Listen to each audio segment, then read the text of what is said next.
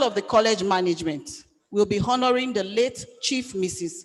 Felicia Abimbola Odugbeson, one of the founding mothers of Wited, former rector of this great institution, and former West Africa Regional Coordinator for Wited Project, by naming the Wited House after her. Her children will be joining us virtually to attend the ceremony. The late Chief Mrs. We are sure that this conference will be a memorable and highly educational event. We truly value your participation and support for this conference. I wish you a very pleasant stay here in Yaba College of Technology, a beautiful city of Lagos, and a productive and successful meeting. Thank you so much for coming and for your attention. Ìgbéga ìpínlẹ̀ Èkó, àjùmọ̀ṣe gbogbo wa ni. Thank you.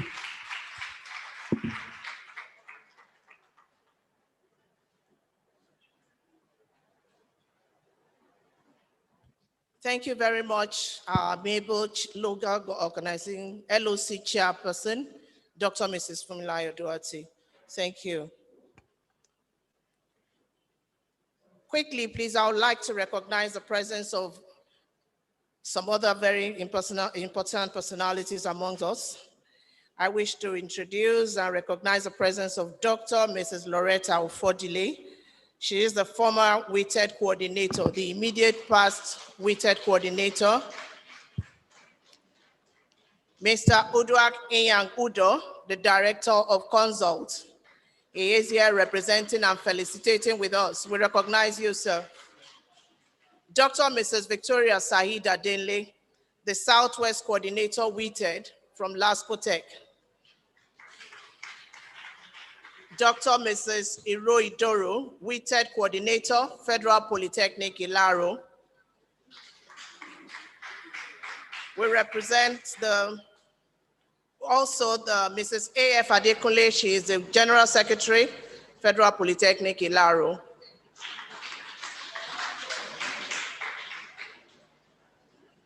Thank you. On this note, I would like to invite to the podium the Yabatech Wited coordinator, Dr. Oluseun Popola, to give the opening address.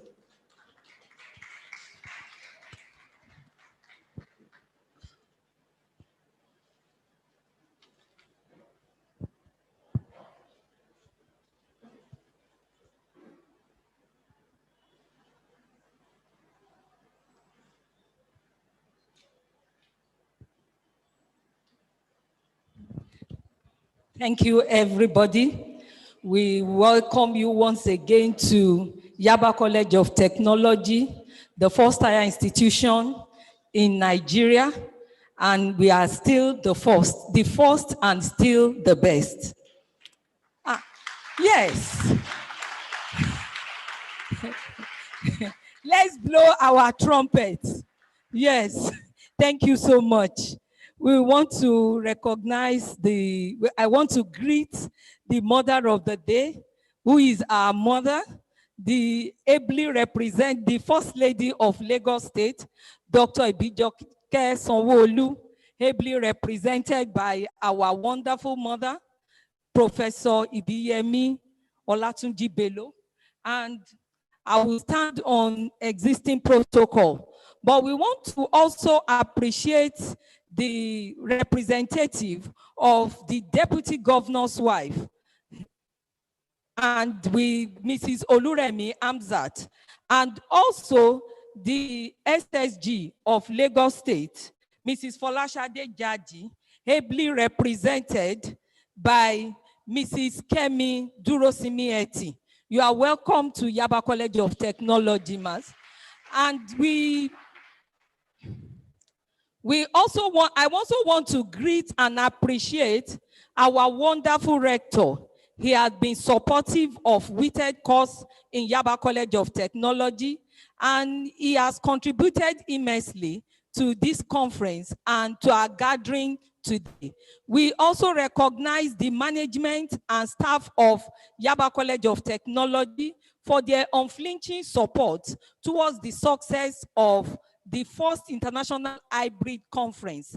Also, we also recognize and greet our mother. We also recognize and greet our mother, Professor Ibiyemi.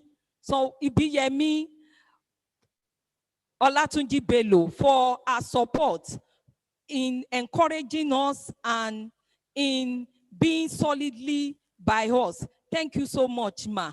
We also want to recognize and greet our mom, who is the national coordinator of Wited, Mrs. Princess Regina Amadi. Thank you, ma, for coming all the way from Owerri. And we also greet and appreciate the Southwest coordinator, Wited coordinator, Dr. Said Adenle. Thank you, ma. You are welcome, ma. Who is in Laspotech, the coordinator for Wited Laspotech. The coordinator of Wited, Ilaro, thank you so much for coming, ma. We recognize you. And we also recognize every other Wited members being represented here. We appreciate our wonderful rectors, the rector of Kaduna Poly, represented by Dr. Lawal. You are welcome, ma. The rector, you are welcome, sir. The rector of Akanu Ibiam Polytechnic, we greet you, ably represented by our mom, Dr. Achilike. You are welcome, ma. And we also appreciate everyone that is here, seated in this wonderful place today. The LOC has been wonderful. Wited executives too are wonderful. They have done so much tirelessly, making sure that this event comes to light. We also want to appreciate the we also want to greet and welcome the Kappa SG, now known as Atupa, Mrs. Jawufal, for our support for the bridging the gender gap in TVET institutions. Thank you so much. We have the 2 days conference is loaded as explained by the LOC chairman. But we want you to enjoy the sights and sounds of Lagos and know that you are in a very warm environment. Today, we are going to be having wonderful, our mother in the house is also here, who is the first national coordinator of Wited, our mom, engineer Mrs. Idiat Amosu. You are welcome, ma. And also Dr. Jokotade Owosho, who is joining us online. Also, the Wited coordinator for West Africa, Professor Smile Dinsey, is also joining us online. And the education specialist, Ms. Terry Neal, is also participating online. You are welcome, ma. And also we appreciate the coordinator for Wited, Ms. Consolata, who is joining us online from Kenya. And finally, the Wited coordinator for Malawi. Thank you for joining us online. So we have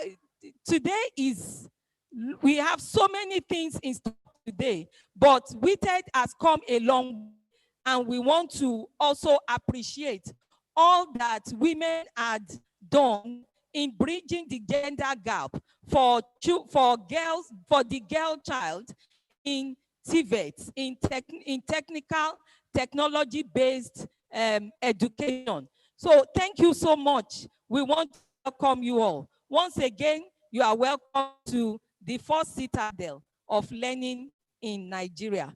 Thank you. God bless. Please let the clap be louder for our Wited coordinator, Yabatech. Thank you very much. At this point, I would like to introduce the national coordinator, Princess Lady Regina Ilechi Amadi, PhD, to give us her welcome address. You're welcome, ma'am.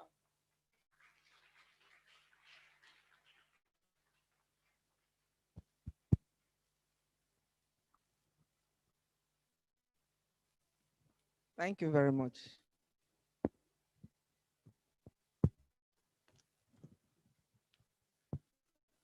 While resting on already established protocol, I would like to recognize our mommy in the house, the first Wited coordinator in Nigeria, Engineer Amusu. Thank you, ma, for being here. And I would like to stand on existing protocol.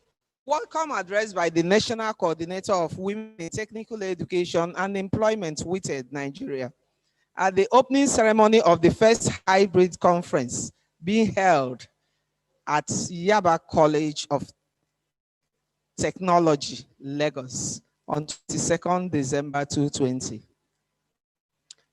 Very distinguished guests and friends of Wited, it is with great delight that I welcome all of you to yet another event of Wited. Here, Wited is performing a sense of establishment, doing what they know best to do. I would make it happen as I target. There is no doubt that the women folk are naturally endowed with intellectual capacity and uncommon inspiration to bring our best in an environment if given the opportunity.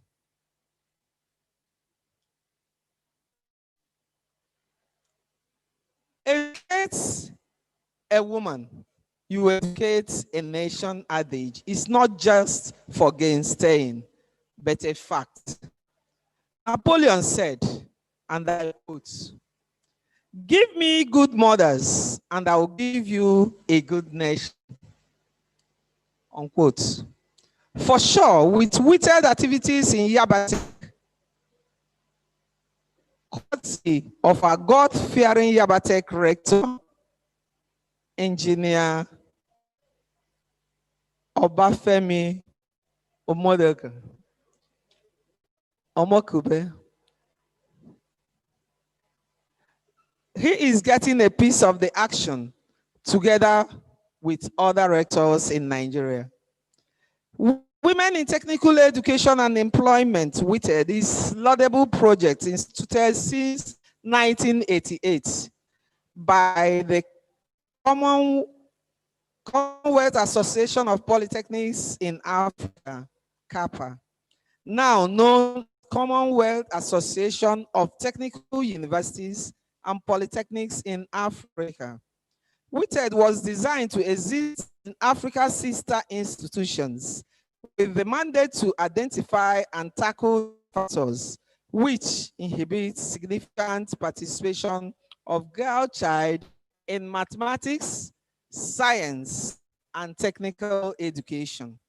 The Committee of Rectors of Polytechnic heads in Nigeria, in their efforts to ensure actualization of Wited objective, established Wited National Coordinating Committee, that's Wited NCC.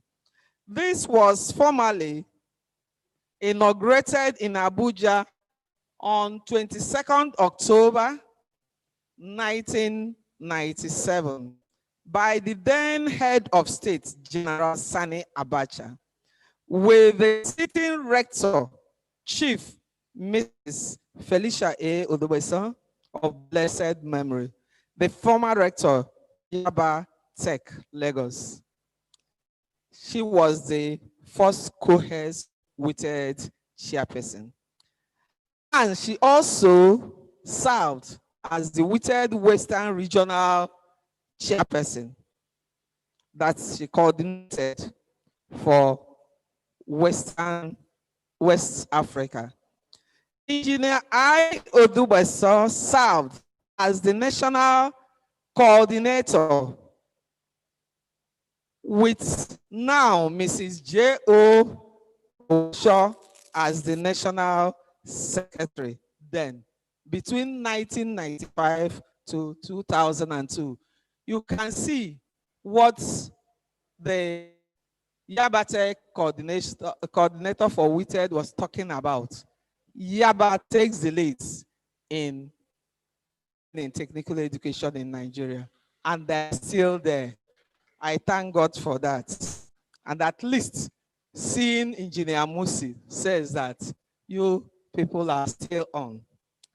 The main aim of the project is to enhance the participation of women in technical education at all levels.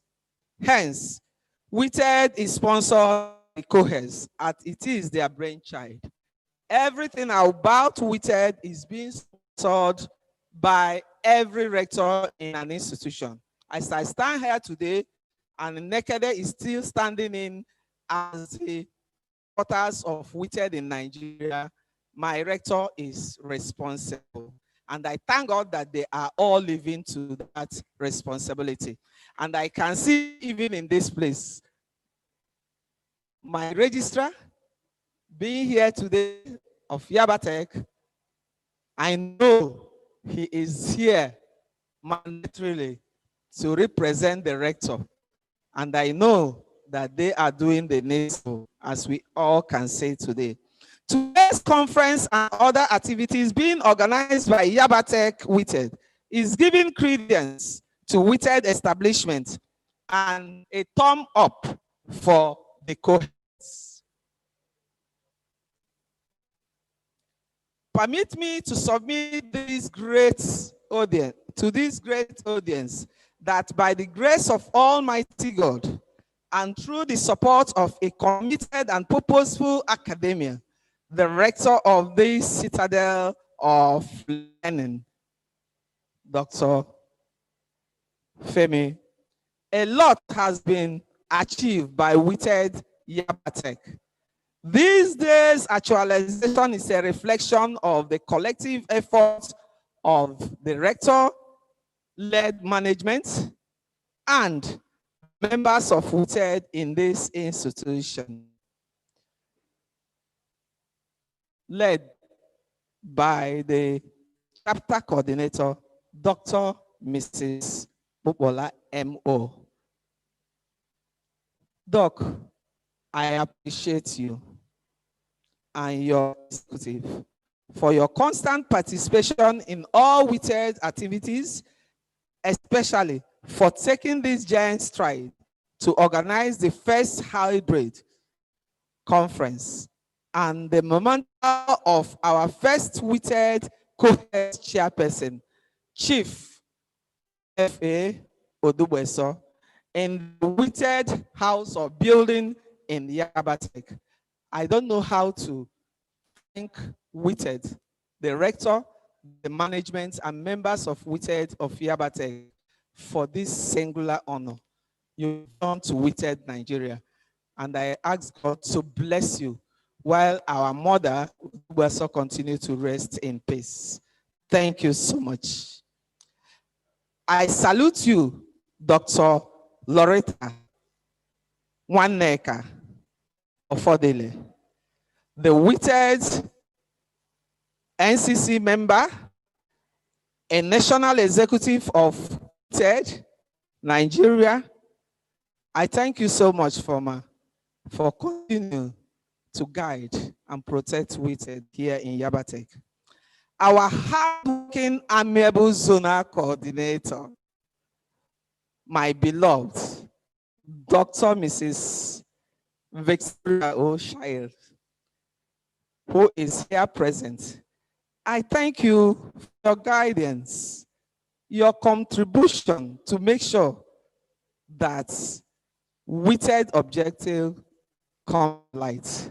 May God bless you.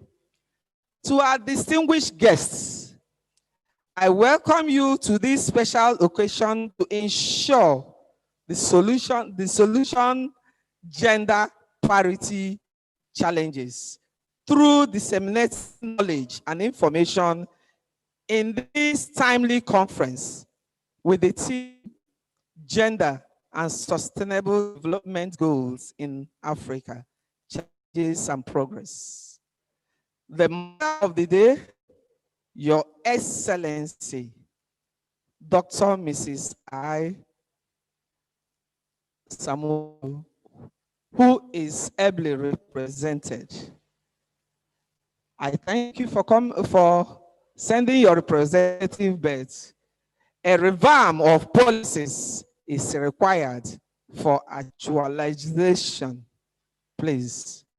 The wife of the deputy governor, ably represented, please always be there for Wited, Yabatech, and the nation. The secretary of CAPA, the keynote addressee, who is there or who is already here with us in camera, we appreciate. The lead paper presenter, we say thanks for accepting us. Our distinguished guests of honor, Terenil and Ms. Chaja, we thank you so much, and we say please always incorporate us in your programs. Your presence here today added value to the existence of Wited, and it's a testimony that establishment of Wited is being realized. You have made our day. I pray you to continue to encourage us as great women of reckoning you are. Let us continue to work together and support one another in individual and collective endeavors to move not just Wited forward, but the nation and Africa to meet the Western world as the developed world. Once again, I want to appreciate all NCC members here present. I know Ilaro is here. Akanibian Federal Polytechnic, Uwana is here. Nekede is here. Yabatech is here. And lots of others. And some of our executive in National Wited. I say thanks for doing the needful. And thank you all for coming. God bless.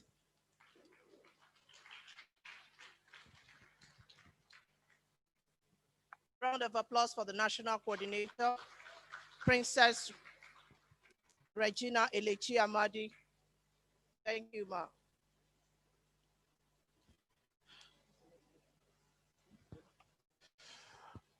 We have listened to the chairperson LOC. We have listened to the coordinator, Yabatech Wited, and we have listened to the national coordinator Wited. The next logical thing for us to do now is to listen to the chief host, the man who has created the enabling environment for us to gather here today. I want to invite to the podium the rector, Yabatech College of Technology, Engineer Obafemi Omokube, who is here represented by the Deputy Rector Administration, Dr. Mrs. Ukabam.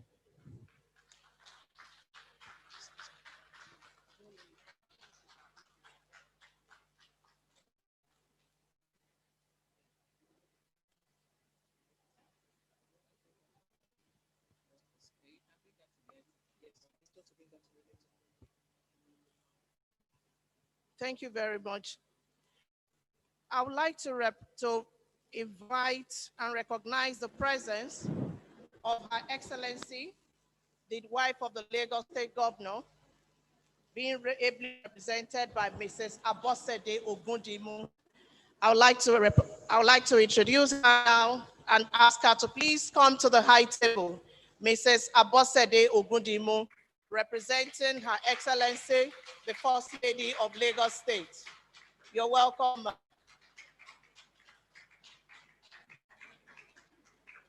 Thank you for your patience.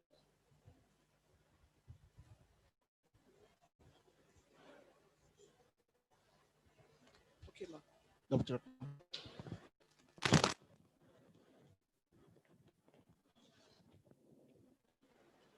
Good morning, everybody. I'm here standing in for the rector, my rector of Yabatech College of Technology, Engineer Obafemi Omokugbe, who has to attend to official assignments at Abuja, and he has asked me to deliver his speech and to welcome everyone. So I will go straight to his speech. Her Excellency, the Lagos State Governor's wife, ably represented. Her Excellency, the Deputy Governor's wife, ably represented. Our lead speaker, presenter, the Registrar Yabatech College of Technology, distinguished ladies and gentlemen.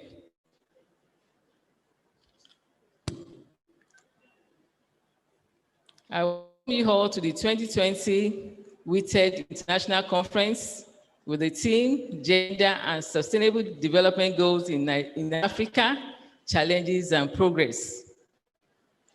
There's a powerful nexus between gender equality and sustainable development. Sustainable development cannot be achieved in Africa if half of its population of the continent is excluded from development process. Hence, promoting women's effective participation in the management of African resources will contribute to tackling the resource cost towards an equitable, transformative, and sustainable development. Of note is Yabatech's contribution to Wited in Nigeria in particular, and even in West Africa. Our previous presenters have highlighted the roles of Yabatech College of Tech, the first cradle of higher institution in Nigeria, role in Wited development to date. And to add to that, Yabatech College of Tech, both in the academia and non-academic sector, have indeed promoted Wited affairs. We have women at the helms of affairs.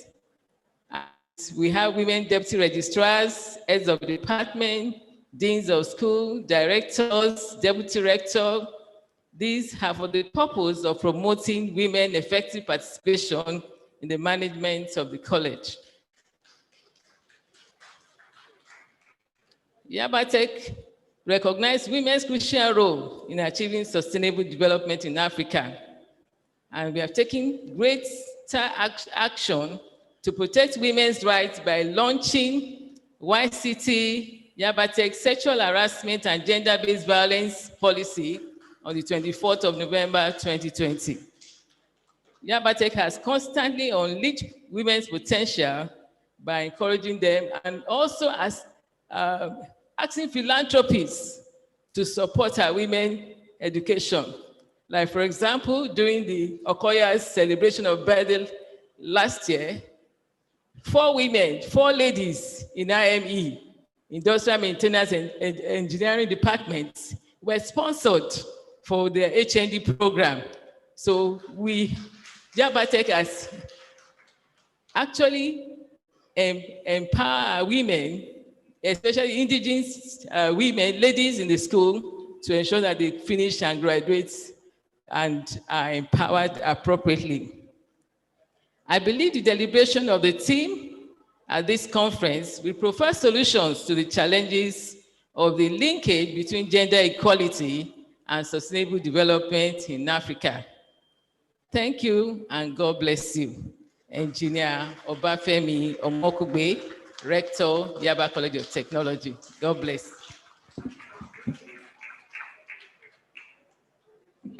Please let the round of applause be much bigger and higher and lengthier and longer for the chief host who is hosting us today. Thank you very much, Ma. At this point, we're going to see the documentary on Wited and Yabatech as a whole. On Wited and Yabatech as a whole. So we are going to have to do that through the help of the multimedia. Thank you.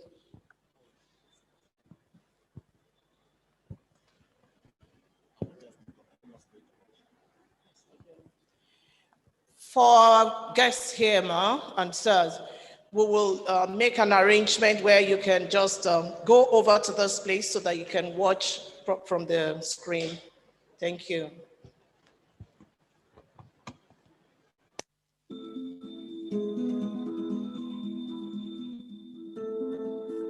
The African girl child, plagued with hardship and informal education, receives a hand of fellowship to engage in technical education for economic empowerment through Women in Technical Education, Wited. Wited are female teachers who decided to go beyond the call of duty to reach out to the less privileged girls and women in the society.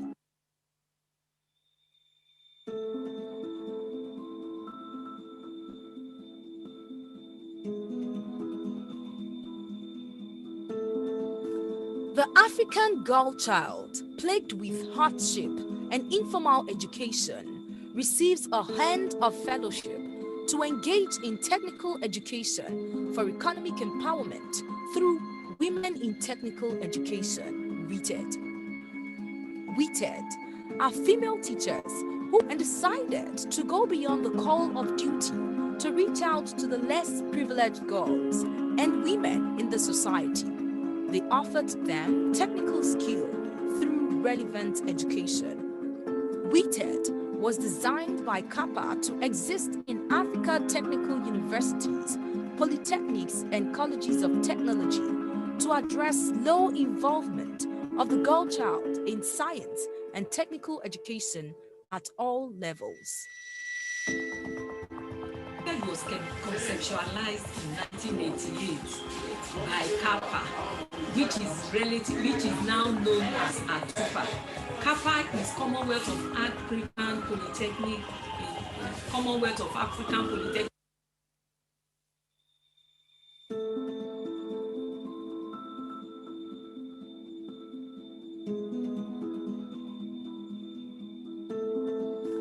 The African girl child, plagued with hardship and informal education, receives a hand of fellowship to engage in technical education for economic empowerment through Women in Technical Education, Wited. Wited are female teachers who decided to go beyond the call of duty to reach out to the less privileged girls and women in the society. They offered them technical skill through relevant education. Wited was designed by CAPA to exist in Africa technical universities, polytechnics, and colleges of technology to address low involvement of the girl child in science and technical education at all levels. It was conceptualized in 1988 by CAPA, which is now known as ATUPA. CAPA is Commonwealth of African Polytechnic, Commonwealth of African Polytechnic Association, but the name has now been changed to ATUPA. They conceptualized WITED to address the underrepresentation of women in Tibet institutions, in Tibet courses, because women were found to shy away from technology-based courses, science-based courses, and engineering courses.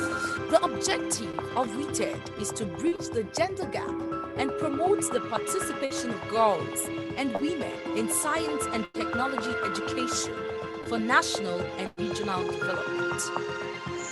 The goals of Wited, which is the brainchild of CAPA, amongst its numerous objectives include the development of strategies to enhance the participation of women in technical education at all levels for economic empowerment, the development of partnership, collaborations, and linkages with Wited international development partners, to advocate for more women participation in all Tibet fields, ranging from learning to work environment, to institutionalize affirmative action in institutions of learning and leadership positions in the world of work, and encourage role models and mentors for Wited. The immense benefits of being a member of Wited include the forum where the redesigning of curricula in TVET institutions could take place in order to accommodate industry and gender-responsive requirements. Late Licia Odubeson, the first female rector of Yaba College of Technology, who attended the Kappa meeting in 1988, was mandated to start Wited in Nigeria, and that makes Yabatech the first institution to commence Wited in Nigeria.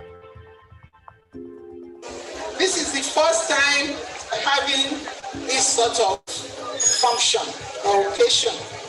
And for you to have included me after I have left about 12 years ago, I am overwhelmed and very grateful to God. And I am very taken aback at the way Wited has grown. From a few women, now the whole hall is filled with women. And it is waxing stronger years, almost 20 years after it was established. It started on a very loose foot, but now it's a giant, not only in Yabatech, but in Nigeria. Because I get communications from all over the chapters in Nigeria. We give glory to God. It is His doing. We thank Him, we glorify Him, we praise Him for what He has done. Yabatech has continued to set the pace for Wited in Nigeria through the leadership of Engineer Amusu, the first national president, Joko Tade Owosho, as the first national secretary and the first president of Yabatech chapter. In Yabatech chapter, Wited membership is mandatory for female academic and non-academic staff. Yabatech management recognized the importance of Wited in the college. It's really kind of that women, if a man becomes director of the college, one of the deputy rectors must be a woman. And also a certain percentage of administrative positions allocated to women. That we have done because we see Wited members as mothers in the college, and the functions of mother is to foster unity and harmony and peace, and of course peaceful coexistence of all stakeholders, both staff and students in the college. Then women are also expected to provide support in the actualization of the college core values. Okay, so that will maintain standard in Yabatech so that we will still be the first and still the best. So we will expect Wited to collaborate and initiate research that will be beneficial to the college and the society. So, and of course, finally, we want Wited to liaise with employers of labor in securing more favorable working conditions for female graduates. So, in our own case, this administration will pledge to continually support Wited in all our activities, particularly in our activities role as a role model for the students. So we'll encourage them to mentor these younger ones and encourage them so that they become more passionate in getting involved in technical education. Past presidents of Wited in Yabatech are Dr. Joko Tade Owosho, Mrs. Hannah Akumbi, Dr. Loretta Ofodile, and the incumbent president, Dr. Shin Okwola. So far, Wited Yabatech has organized and sensitized women leaders, policymakers, school heads, and career teachers to support girls and women enrollment in science, technology, and technical education. Wited has organized programs to assist career women in TVET to balance work life. In every quarterly meeting, members acquire skills. Some have been trained in production of liquid soap, germicide, and antiseptic. This was also extended to the community through partnership with Rose of Sharon Foundation, chaired by Mrs. Olarunsho Alakija, where widows and orphans were also trained. The chapter also collaborated with South African Agricultural Research Council to train women in hydroponics agriculture. Wited has a building currently known as Wited House. The chapter operates a cooperative society where members can access loans and save towards retirement. Some of the proposed programs of Wited are to set up a daycare center for underage children of staff and students, and a multi-purpose thrift shop where members can purchase essential household items. The first international conference with the theme Gender and Sustainable Development Goals in Africa, Challenges and Progress was made possible by the local organizing committee, ably chaired by Dr. Fumi Doherty. The theme of the Wited First International Hybrid Conference, year 2020, is Gender and Sustainable Development Goals in Africa, Challenges and Progress. This theme was carefully chosen by the local organizing committee with the understanding that women empowerment has a critical role to play in the actualization of all the 17 SDGs in Africa. Africa cannot make significant progress with the SDGs if half of the population are not empowered, if half of the population do not have access to quality education. Statistics show that women account for over 60% of the world's illiterate. Sustainability cannot be achieved with gender inequality. Studies have found that women in sub-Saharan Africa spend productive hours collecting water, often to the detriment of schooling. This is because women bear the brunt of food, water, and energy provision for their family. Water shortages and deforestation mean that women and girls have to walk longer distances to fetch water and collect firewood. We need to ensure availability and sustainable management of water and sanitation in Africa, which is the SDG 6. The conference will be an avenue for Wited members across Africa to discuss the challenges and progress made in ending gender stereotypes. Since all areas of life relate to gender equality, efforts must be made to cut the roots of gender discrimination wherever they appear. We are using the conference to advocate for end to violence against women, to promote the girl-child education and gender parity. Women must have equal opportunities in building a shared and sustainable future. We hope that at the end of the conference, the voice of Wited will be heard by the relevant stakeholders. Thank you. Good afternoon, ladies. I am very pleased to be amongst you today. My name is Idiat Adireme Amusu, a fellow of the Nigerian Society of Engineers.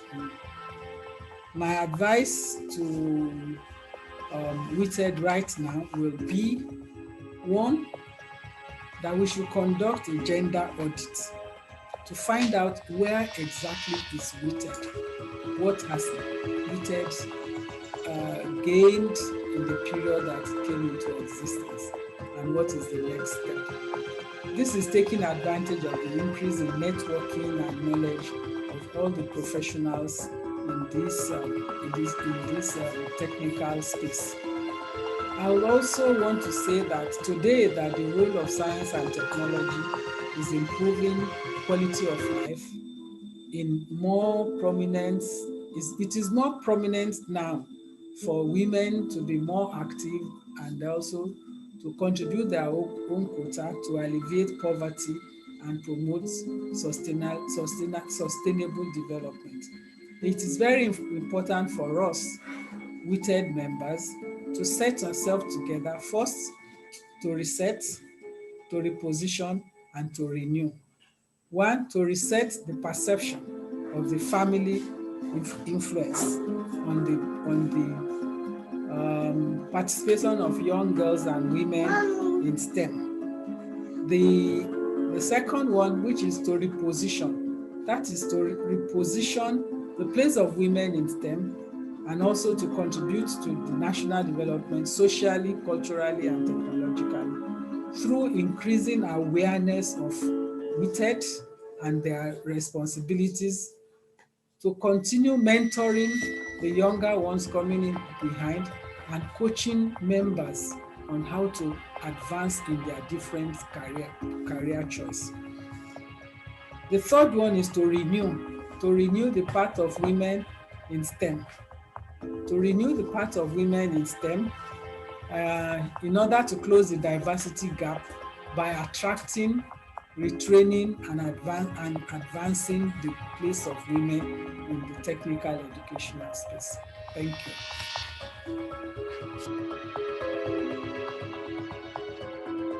I pray that you will all end well. Because it's not everybody that starts well in Yabatech that ends well. And it's not only in Yaba, and it takes the special grace of God to even get to the stage of retiring. You are not kicked out. You didn't die on the job. You didn't end up in jail. It's the glory of God. And I pray it will be the same thing with you.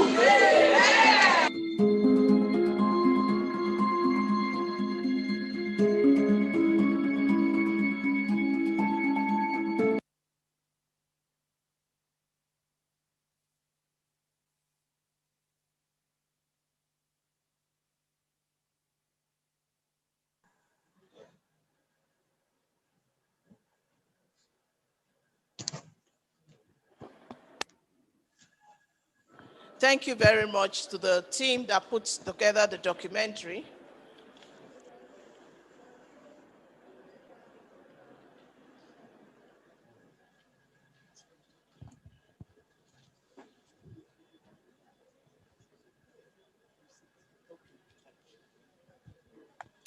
We wish to implore our dignitaries, our special guests, that the Kappa SG's citation will be read. And while that is going on, since it's going to be a virtual event, the picture will still be on, and then her citation will be read. So that we're going to into the citation of the Kappa SG, Mrs. Jahufa. This will be taken by the Vice Chairperson of Wited Yabatech Chapter, Ms. Joke Olojede.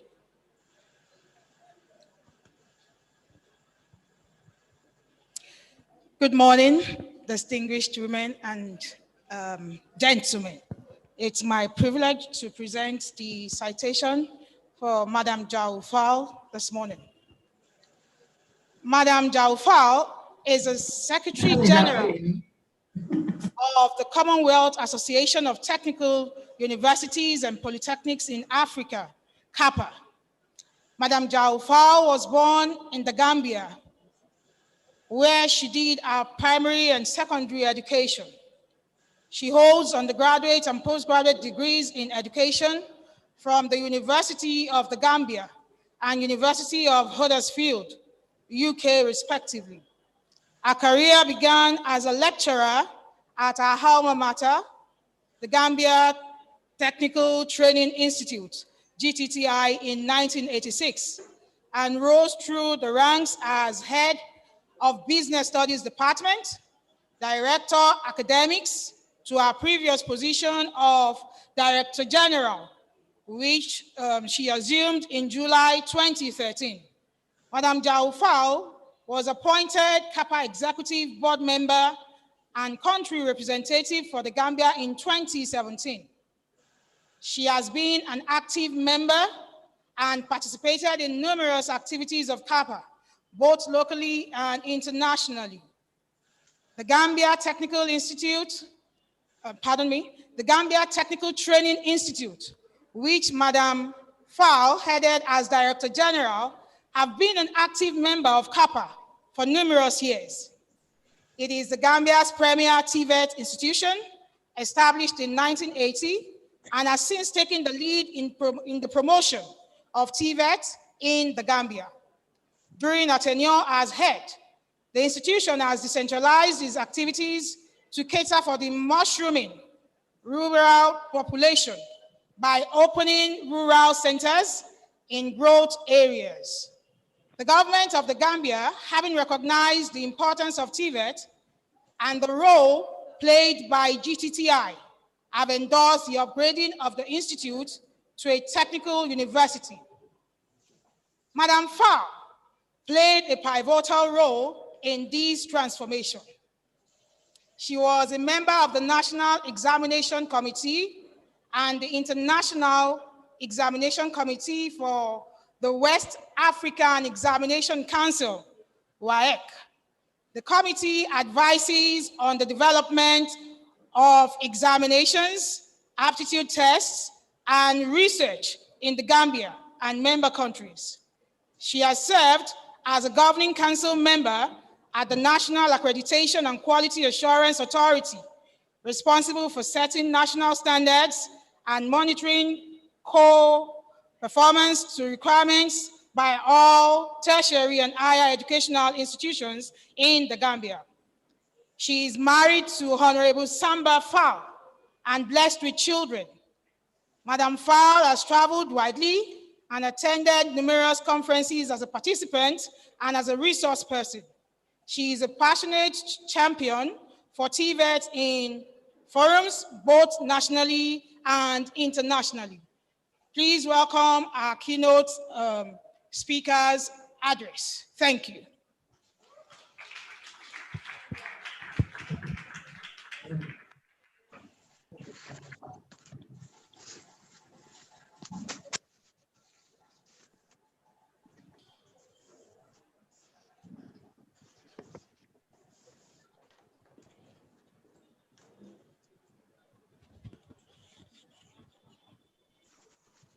Thank you very much, Chairperson, for the detailed introductory statement of my career.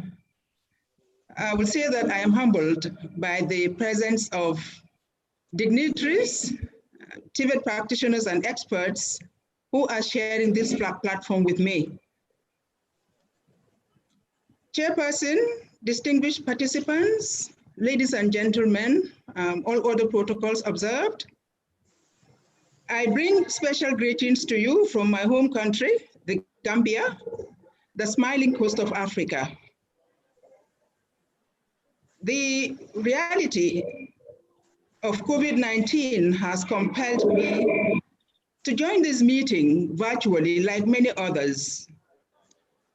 Let me also acknowledge the presence of my colleagues at the Ministry of Higher Education, Research, Science and Technology of the Gambia, who are here with me, Fatou Jane and Amin Jai, and colleagues at the Kappa Secretariat, notably Dr. Consolata Mutishia and Mildred Nafula. Madam Chairperson, please allow me to thank the organizers for selecting me as guest of honor and keynote speaker. It's an honor to be associated with such a noble institution. I also wish to thank you for the vigor in ensuring that the Wited Yabatech College of Technology chapter continues to be vibrant since inception in 1997, and for continuing to inspire other countries in Africa. We at CAPA, we are so impressed with the participation of Wited Nigeria during the CAPA International Conference in Kigali, Rwanda last year. Chairperson, please allow me to make my presentation on the conference theme, Gender and the Sustainability or the Sustainable Development Goals in Africa, Challenges and Progress, but I'll be focusing more on Wited and CAPA.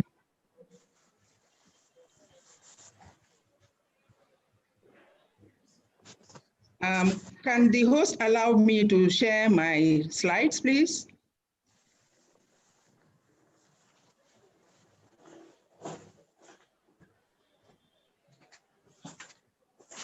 I'm asking for permission from the host.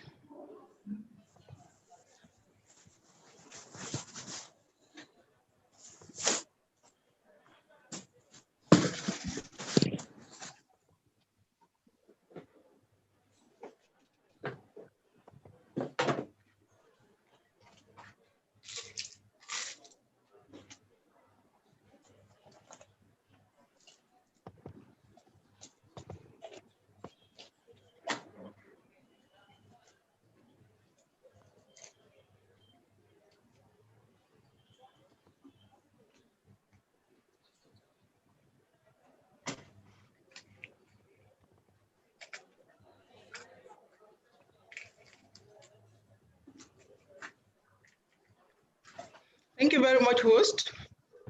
That is the title slide. Because of the remote participation of the conference, I decided to engage myself with slides that would make the presentation a lot more livelier than having just to read a speech. It is going to be in a form of, that's the structure, with the table of content, introduction, background, history of Wited at CAPA, and then the Wited project itself, which has the implementation strategies, the achievements, and the challenges, followed by SDGs and Wited, the correlation between SDGs and Wited, then the recommendations, and finally the conclusion. I wanted to bring in a little bit of background of CAPA. As you may know from the literature that had already been circulated, that it was established in 1978 after the confab of Commonwealth Education Ministers in Accra, Ghana in 1977, where the Commonwealth Education Ministers felt there was a need to get a body, an association that would look into the issues of technical education in Africa. And then a year later, CAPA was formed. The headquarters seat since inception is at the Technical University of Kenya in Nairobi, Kenya. And that is where my office is. CAPA has a core mandate of promoting technical skills and professional development in member countries. Since inception, there has been quite a number of major achievements recorded by the association. But mainly, the introduction of entrepreneurship was mainstream, was institutionalized into the curricula of member institutions. The Wited that we are celebrating today was conceptualized and then implemented by CAPA.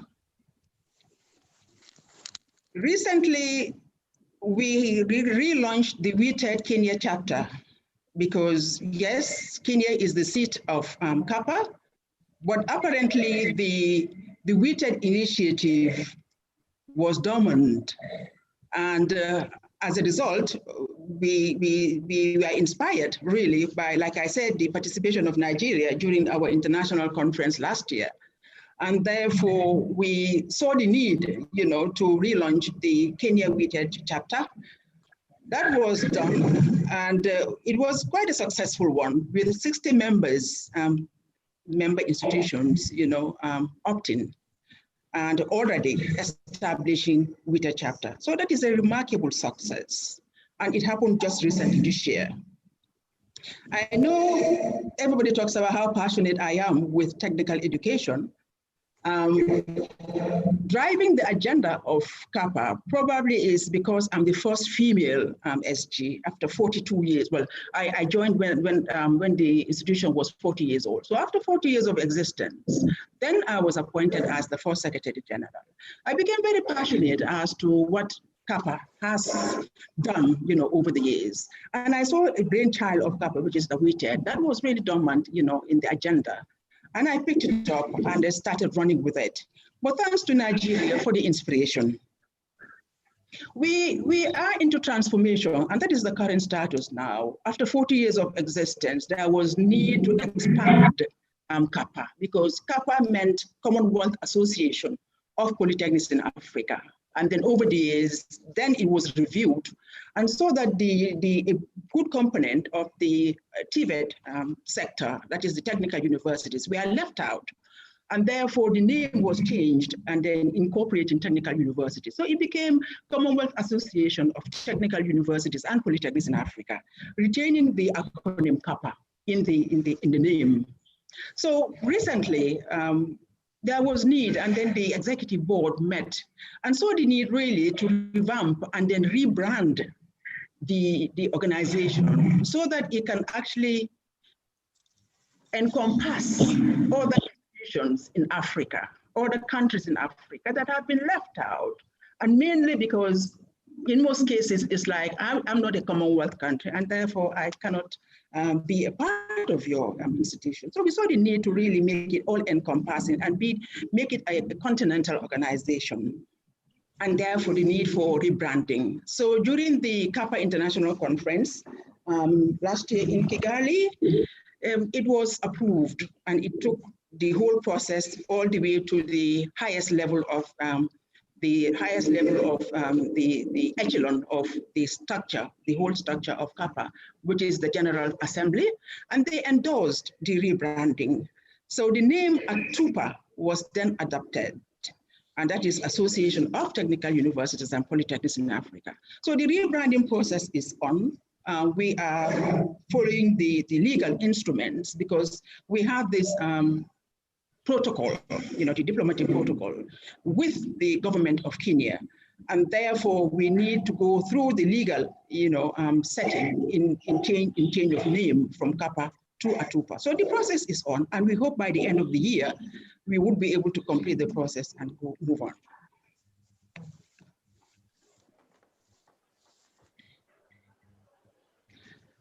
The sudden demise of former Secretary General, my predecessor, an illustrious son of your great patron, Dr. Olubunmi Owusu. May his soul rest in peace. The disruption caused by COVID-19 had caused some delays in the implementation of CAPA's 2020 activities. The current membership of CAPA is 200 institutions, and these are post-secondary institutions of technical universities, of polytechnics, of colleges, and of technical training institutions. Around 19 countries in Africa. The reason why the expansion, the reason why the rebranding to another level, a higher level of ATUPA is very justified. This would help with the membership growth, and then to actually bring in the African countries that have been left out throughout the existence of CAPA, mostly the French-speaking countries and also the Maghreb, that is the Arab-speaking countries. The Lusophone would actually come in. We are doing a gradual process. The map that I'm projecting now, as you can see, gives the demography of the membership of CAPA, and it's heavily tilted towards the southern and eastern part of Africa. That's where we have most of our membership. And then you have few on the left, that is the western part of Africa. And you can see in the north of Africa, it's non-existent. CAPA is non-existent there. So again, a good justification for us to migrate and move on to another level. History of Wited was the next topic. And this is Women in Technical Education and Development is a pioneer project of CAPA that was founded in 1988, 10 years after the establishment of CAPA. It has a main objective to assess factors of what was perceived as low women enrollment in technical education, training, and employment. That was the main objective. And during the course of the establishment of Wited, factors were identified that led to low participation of women, especially at the planning, management, and implementation levels of technical education and training. At all levels through the structure in member institutions that existed at the time. The member institutions were only 53 during that period. And at the time that we made the survey to find out what was going on, to be able to establish formally what was happening and get some findings, the number rose to 94. In the process of doing this, we had some collaborative partnership. And these were the two institutions. These were the two main development partners, the International Labour Organization and the Commonwealth of Learning.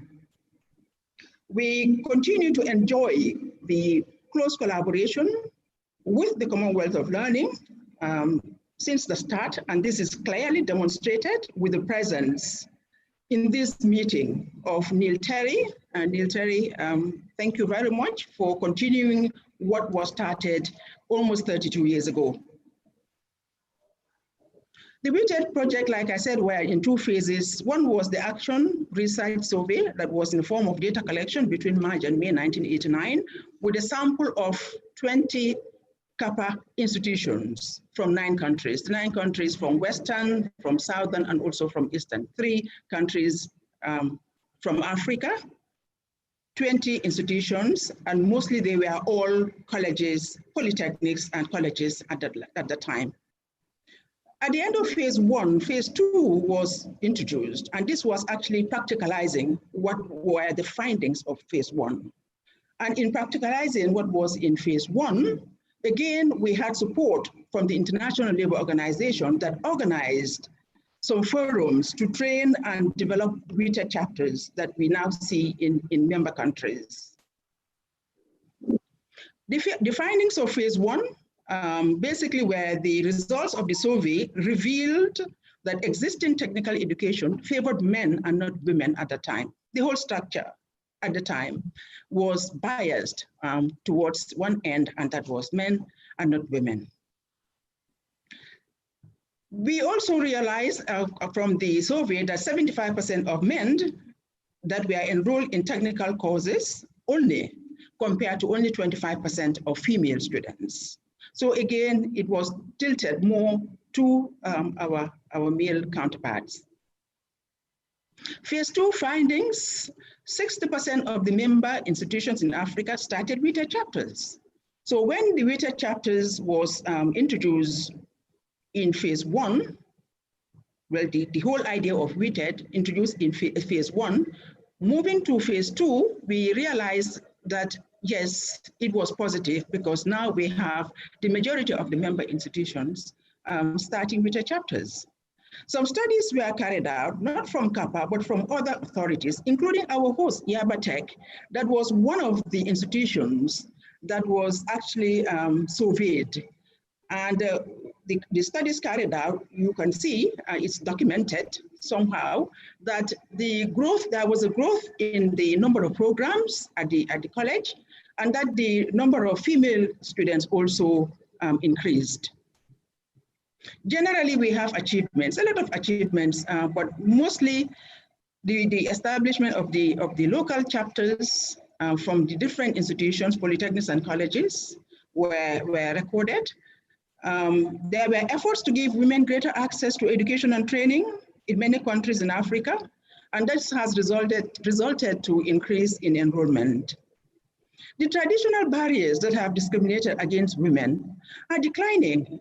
the last time I saw on Al Jazeera a documentary that was being shown where you have a female mechanic in her enterprise with, a lot of female participants. And then this particular enterprise is being expanded around Nigeria. So that is very heartwarming. And these are things that are unheard of, where you have the space created for women to participate in such ventures. These ventures that have been termed as male dominant, all these years. Policies and strategies at the international and national levels have made a difference. We have seen how international policies have been introduced, the CEDAW. We have seen the local institution, in our own countries where we have the Women Acts being introduced and institutionalized by governments. Our policies and strategies that had helped over the years to actually address the issue of narrowing the gap between the two. Of course, there are challenges. The lack of funding had impacted greatly on the implementation of phase 2. The reason why it has not expanded probably was because of lack of funding. There is still more male students in technical education and training, no doubt about that. And that was a main challenge many years ago. It is still a challenge. Even with greater access to education and training in many countries in Africa, women have not increased their numbers in the workforce. That is also another challenge. And even if they find themselves in the workforce, women are still not equitably represented at the top ranks. The SDGs and Wited, really, if you look at all the 17 SDGs, they have some correlations with what we do, the gap, the relations, basically, between men and women. But specifically on SDG 4, we talks about quality education. SDG 5 talks about gender equality. And these are some of the ideals that we are engaging ourselves as heads of institutions, as TVET practitioners, to narrow the gap between the two genders. So I would say that what we need to do in order to make our graduates employable is to ensure that quality education is enhanced, that there are strategies in place put up by our various institutions to close the gap or to narrow the gap between the two, to ensure that there is gender equality. At the same time, gender equity, because many a times we have seen girls being given the privilege to have access to education at no cost. And in some instances, the boys felt that they were disadvantaged. So the issue of equity comes in as much as we are considering the equality bit. The fourth one is on the SDG 8, which is about decent work and economic growth. Again, in most cases, we have the women that are dominating this sector, the domestic workers and those that are employed in the informal economy, usually are less paid, and that makes it challenging for their livelihoods. SDG 10 is reduced inequalities, mostly the disabilities. We know that, yes, disability is cross-cutting for both gender, but then we see that with women, they are always having multiple forms of discrimination. So we need to look back in our own TVET institutions too and see how this can be mitigated. We know that there are instances where you go to institutions and for disabilities is a no-go area because the infrastructure is not even in place. In summary, the Wited's main focus to narrow the economic and social disparities, particularly in education, training, and employment, are demonstrated in almost all the SDGs, not only the ones I highlighted. Then the COVID-19 pandemic did not do any good. The disruptions of the pandemic exacerbates the fault lines of inequality that has already settled with girls and women. So it didn't make matters any better. Set of recommendations: need for more support for proportionate representation, that is across the board, at all structures, from government to the legislature, to the societal level, to the universities, institutions. We need to make sure that there's some form of proportionate representation where you will see women participating. Commensurate opportunities and support in mentoring, promoting, and growth in the workplace to that offered to men. Yes, you find yourselves in paid employment, but then there are other challenges faced by women. And these are some of them when it comes to mentoring, promotion, and even the growth in workplace. There are challenges faced by us. The need for effective policies and strategies at the international and national levels. Yes, there are policies, there are strategies, but how effective are they? We realize that with the pandemic, technical, especially with TVET institutions, I know all educational institutions were affected, but then more hit by the TVET institutions, where we realized that some institutions never had even a strategy for remote and online learning. And for continuity of education and training, they were hit hard. And some institutions suffered. Several months they could not move on. And what happened? You realize that there were a lot of disadvantages attached to women. A lot of girls could not go back to education and training simply because they got pregnant. Some of them were married off. So the disadvantages, again, was more to women. The other advantage was the need to assess the attainment of objectives Wited phase 2. We just need to continue. I know my predecessor started some work a year or so before he retired. Unfortunately, it did not complete. And again, I have taken the responsibility to ensure that that is done. And a proposal is currently being developed at the Secretariat for funding. Sensitization and advocacy of technical education and career should be continuous and vibrant. Yes, it is on, and that is why we are able to record some marked, positive improvement. But then it is supposed to be a continuous activity. We need to mainstream gender perspectives in TVET, whether it is the formal, but more so in the informal and non-formal education activities. We need to engage girls and young women in science, technology, engineering, and mathematics disciplines at primary and secondary education, as well as at tertiary. It is important that we catch them young, not to wait until we wait until at the exit point before we start to sensitize. We need to start, institutionalizing this from even early childhood development. In summary, empowering women and girls is economic growth and development. Conclusion, it is my pleasure to make my concluding remarks on the presentation just done.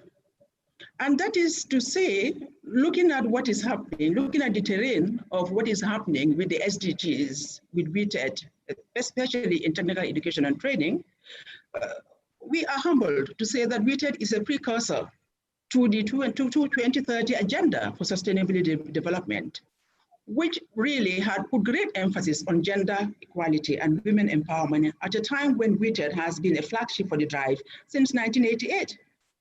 This shows that we are on the right track, as exemplified by our steadfastness and resolve to make an impact on TVET and gender parity. We applaud the initiative of our host, Yabatech, for the strides taken to rejuvenate the discussion on WITED, as we look forward to more partners and stakeholders in our common endeavor to move forward the agenda of sustainability development as enshrined in the SDGs. I thank you for your kind attention.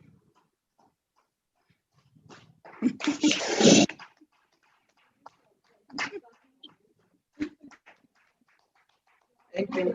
Thank you. Yes.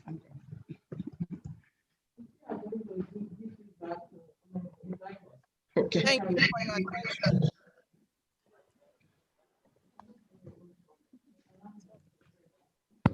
Yes. Thank you for your attention.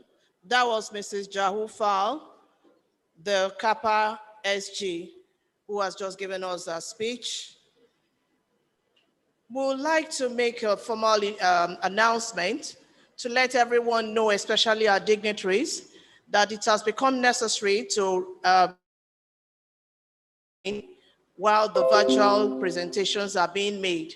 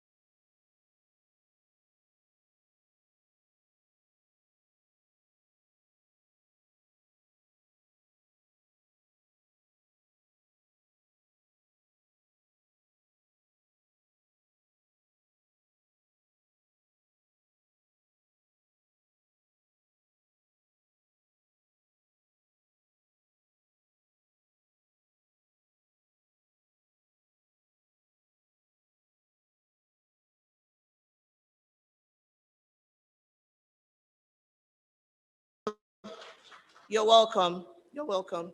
We'll go into the speech of Mr. Renil, after which we'll commence with the goodwill messages. Please bear with us. Thank you. Mr. Renil is the education consultant of the Commonwealth of Learning in Canada. Thank you.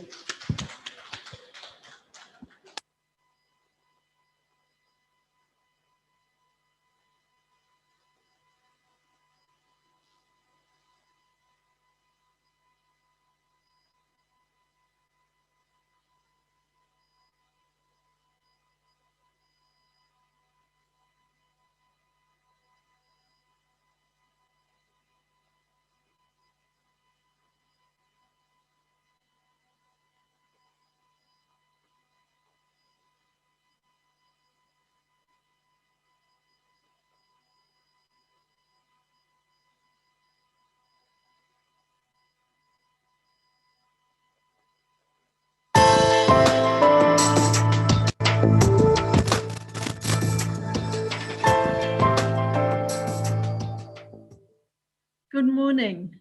Warm greetings from the Commonwealth of Learning. I'm disappointed not to be able to join you in person, but the time difference has made it impossible. As you listen to this, it's 2:30 in the morning in Vancouver and I'm tucked up in bed, but I am with you in spirit and I wish you all the best for your conference as you discuss this very important topic of increasing access for women in TVET. I am pleased to talk to you today about challenges in achieving and progress towards equal access to TVET for women. I lead the technical and vocational skills development work at the Commonwealth of Learning. COLE is an intergovernmental organisation created by Commonwealth Heads of Government in 1987. We work across 43 Commonwealth countries, representing approximately 1/3 of the world's population. We promote the development and sharing of open learning and distance education knowledge, resources, and technologies for sustainable livelihoods. As you probably know, there are 17 Sustainable Development Goals. Today, I will focus on the fourth one, quality education. And within Sustainable Development Goal 4, I am going to zero in on target 4.3, equal access to affordable technical, vocational, and higher education, with an emphasis on technical and vocational education and training, or TVET, which is my passion, for reasons that I trust will soon become apparent.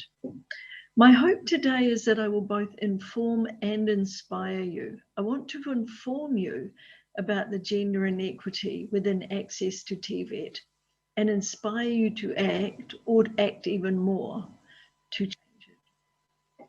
Most of what I'm informing you about comes from these two publications, one from UNESCO Univoc and one from the International Labour Organization, both published this year. I've given the links so you can look at them later if you wish. Globally, we have seen some success in equal participation in education between genders, including TVET. Here you see that across different regions of the world, male and female participation is comparable. However, you can see that it is not equal between regions. For both genders, the rate is significantly lower in Africa relative to developed countries. Yes, the rate for girls and women is slightly lower in some regions, including yours, but it is not here that the significant inequity exists. The much greater difference is in what males and females choose to study, shown here by global average. Males dominate in engineering, manufacturing, construction, and ICT, which you can see over on the right-hand side with the high pink bar. Females dominate in education, health, and welfare, and social sciences. Those women who choose science, such as myself, who studied biochemistry many years ago, are more likely to choose natural sciences or mathematics. However, the story does not stop there. Studying vocational courses is not enough. The aim in studying is to move into the workforce and find decent work. Women are less likely than men to gain employment in the area in which they studied, particularly if they study STEM-related TVET, such as we saw in the last slide, for male-dominated areas. Of girls who study STEM TVET subjects in school, only 10% continue to the next level of study, compared to 60% of boys. Of those who choose to study STEM TVET after school, by 25 years old, 20% of that small number of females, as compared to 40% of the large number of males, are working in careers related to their study. Reasons for this difference include bias by employers, difficulty gaining experience, no jobs where they live, combined with an unwillingness or inability to travel, and no money to set up a workshop. And this inequity has been exacerbated by COVID. Gains that had been made in female participation in both the labour market and TVET have been set back for the 4 reasons outlined here, which link back to the different TVET choices women make, stereotypic views of women's roles at the workplace as well as in the home, and broader discrimination. Does this matter? Do we need women involved in jobs that men traditionally do? I would say a resounding yes. It matters at both the country and individual level. It matters at the country level. As we move into the 4th Industrial Revolution and the Internet of Things and increasingly rely on technology, countries, including Nigeria, need more STEM TVET graduates in engineering, construction, and ICT to be internationally competitive. They can't afford to only be recruiting from half the population. Also, the complex problems we need to solve to achieve the Sustainable Development Goals require innovative solutions. And as a world, we are learning that innovation is easier and better when we bring together diverse teams. And including both genders is one way of achieving this diversity. And it also matters at the individual level. Right now, females are missing out on the more lucrative careers. The European Union estimates that on average, men earn 20% more because of these differences. I don't know what the difference would be in Nigeria, but I imagine it's similar. The difference in careers is a big factor in why women earn less than men across the globe, which leads to an inequitable society. On top of this, STEM TVET careers are predicted to grow at 4 times the rate of other jobs because of the importance I mentioned at the country level. This means that it will become harder than it already is for women to have decent work if they do not move into these types of roles. What is driving these differences? This framework outlines factors influencing female participation or lower female participation in STEM TVET, which is where the majority of the high status, high income, high demand jobs sit. These factors are across 3 levels: personal, institutional, and societal. At the personal level, there is no evidence that biological differences mean that women cannot do STEM TVET jobs as well as men can. However, there are significant differences in psychological factors linked to how girls and their families perceive themselves and perceive the suitability of certain jobs for women. Examples of interventions seeking to address these factors are giving girls, and sometimes their mothers, the chance to play and compete using technology in a female-only environment, and seeking to raise parents' awareness of the suitability of and opportunities within male-dominated careers for their daughters. Institutional factors influencing lower female participation are similar across educational institutions and workplaces.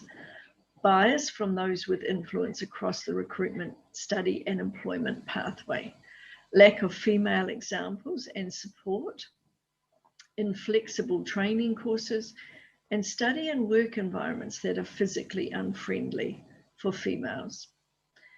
Examples of interventions being trialled to overcome these factors include training and sensitization to help teachers understand and change their bias, girls-only environments for STEM TVET subjects, and TVET institutions using women-friendly criteria to select which institutions they will partner with, or which industries they will partner with.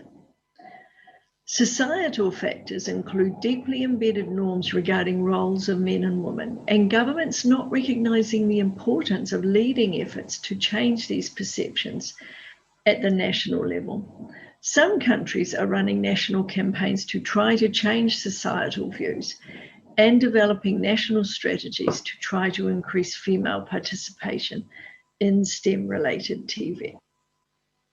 And closer to home, Cole and Kappa have just agreed to work together on an intervention of our own, which will involve you. We want to build on the great work that Wited chapters such as yours are doing and co-design and develop an online learning experience to build the capability of existing chapters to continually improve what they are doing and to help institutions set up new chapters. So in conclusion, across the world, including Africa, we are making good progress in women's participation in TVET. Our focus needs to be on increasing involvement in STEM-related TVET and better supporting them into those workplaces. Our job has got harder since COVID, but there are encouraging examples that I hope you feel inspired to imitate. And Cole and Kappa are joining hands to support you to do this, so that together we can all help achieve the 3rd target of the 4th Sustainable Development Goal and see equal access for women across the different types of TVET, so that women become as well off as men and countries like yours become as well off as developed nations. Thank you again for inviting me to be a part of your conference, and I look forward to hearing how it goes and to being a part of your journey as Cole and Kappa collaborate with you.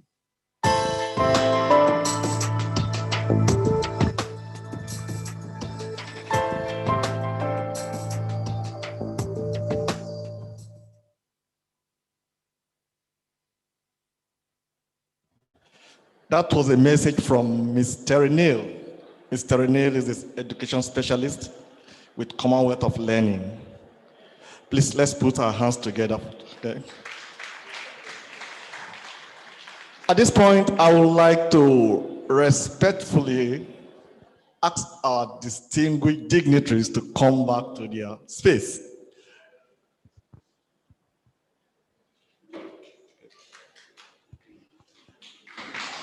Please, let's put our hands together for them as they come back to their seats.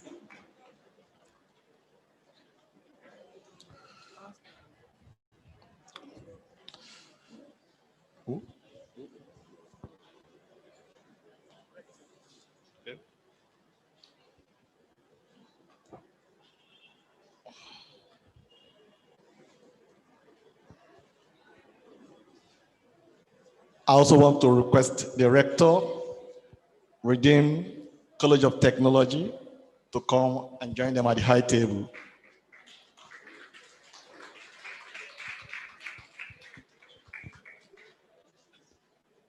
Distinguished ladies and gentlemen, we go back to our normal program of event.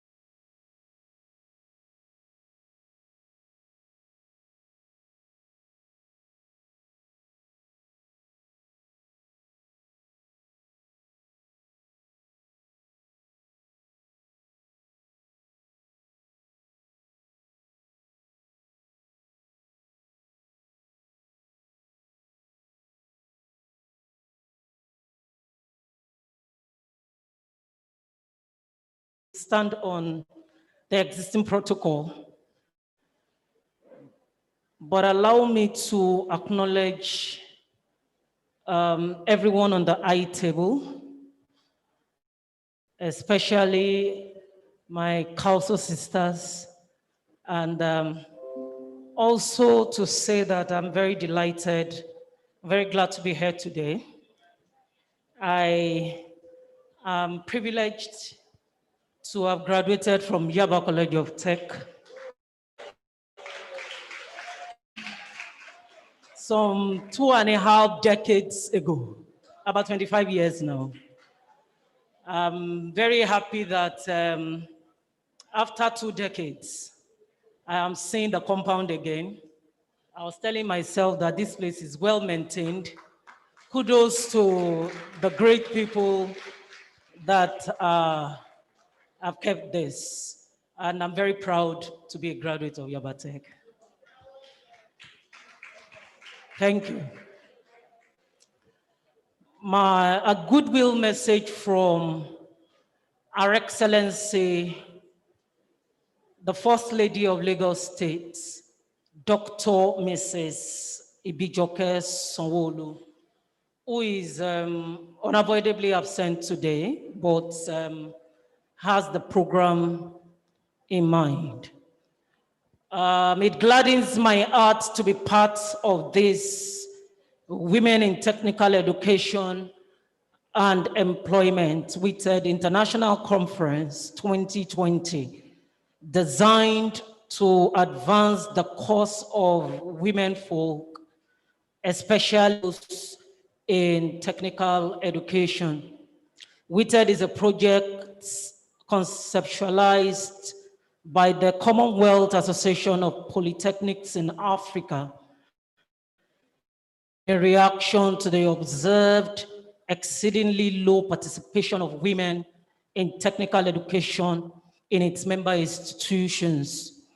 The association seeks to improve women in technical education and employment seeks to improve the participation of the girl child in science, technology, engineering, and mathematics programs. This conference, organized by the Women in Technical Education and Employment, is in line with the vision of the organization, which is a coalition of 52 different women associations towards mitigating the challenges faced by women pursuing business and career growth. The theme of this conference, Gender and Sustainable Development Goals in Africa Challenges and Progress, is very germane, as we women are now in the front burner of our chosen professions or career. For me, the ideas of this body are not only highly beneficial, but also worth supporting in view of the fact that they are rightly focused on how to engender sustainable entrepreneurial development among women through the thematic areas including research, advocacy, policy reform initiatives, as well as follow-up on implementations and feedback. Distinguished guests, ladies and gentlemen, the role of women in nation building cannot be relegated, aside the fact that women are the strong pillar in the home front. Women are also making serious impacts and leading the way in running businesses. It is on this premise that I commend the Association of Women in Technology, Education, and Employment, Nigerian Women Business Network, for their passion and commitment to protect the interests of women in this sector, especially towards ensuring their career growth. I appeal to members of this body to continue enhancing the participation of women in technology, education at all levels. On a final note, I thank you for your attention and wish you fruitful deliberations. Dr. Mrs. Ibijoke Sowolu, First Lady, Lagos State. Thank you.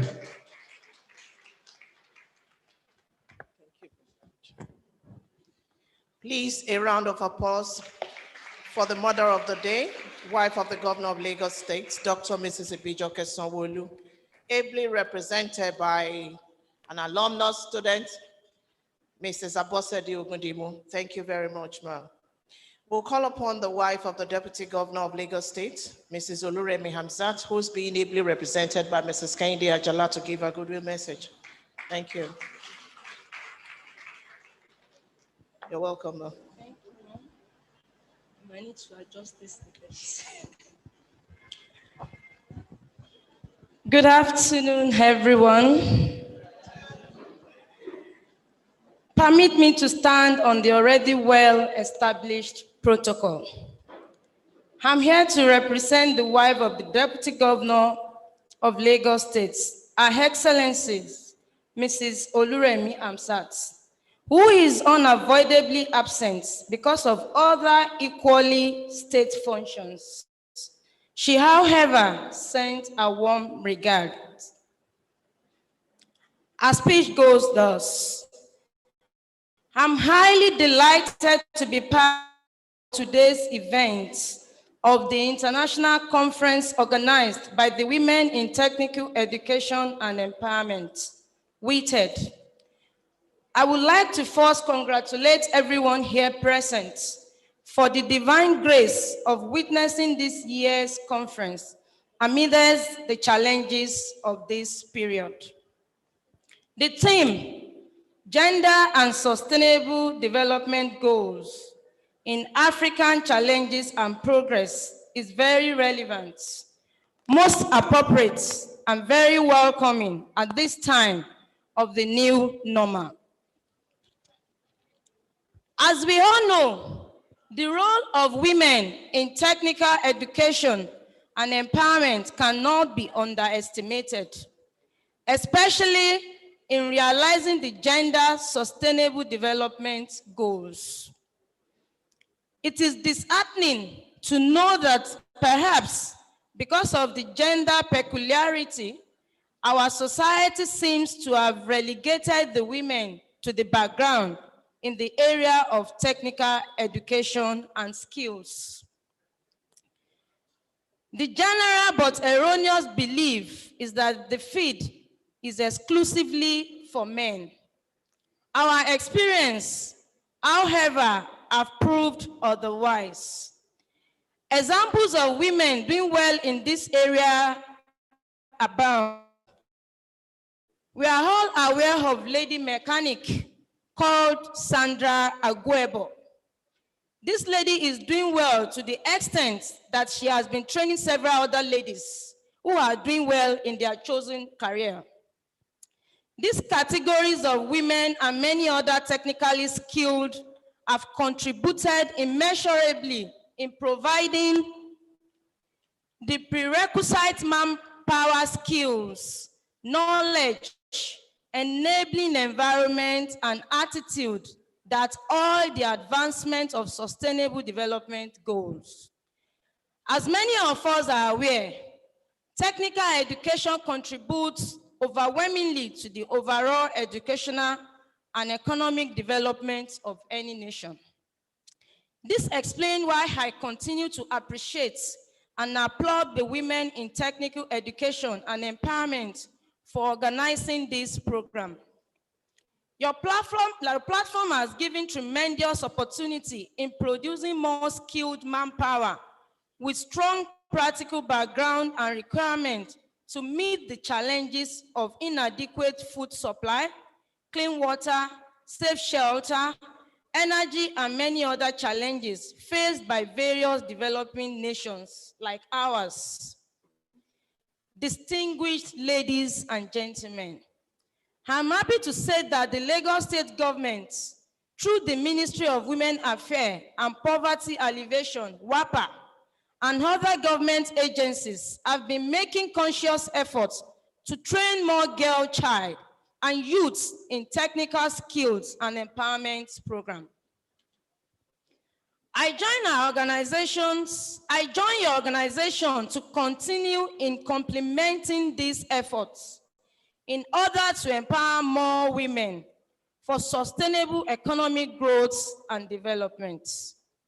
Once again, I commend your organization for organizing this laudable international conference for the overall growth and progress of the girl child and our youths. As you celebrate this year, I wish you the best and a successful conference. Thank you for your kind attention. Ìgbéga ìpínlẹ̀ Èkó, àjùmọ̀ṣe wa ni.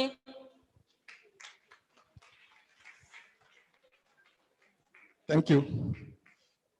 The college is so blessed that we have the First Lady of Lagos State and the Second Lady of Lagos State representing Lagos State in this very space. That's not all.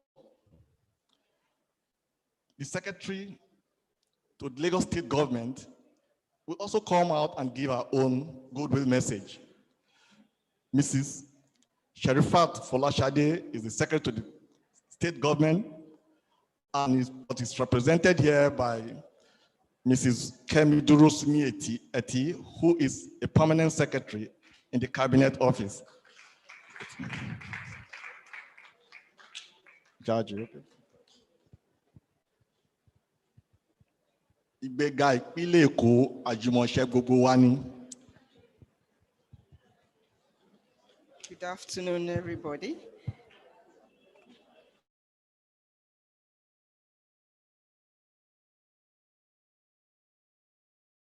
This is Folashade Sherifat Jaji, who is unavoidably absent.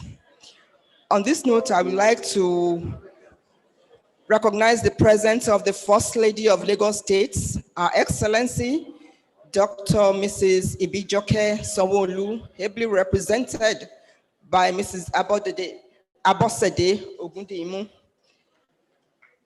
Also, Her Excellency, the wife of the Deputy Governor, Dr. Oluremi Hamzat, Mrs. Oluremi Hamzat, ably represented by Kehinde Ajala, Mrs. Kehinde Ajala.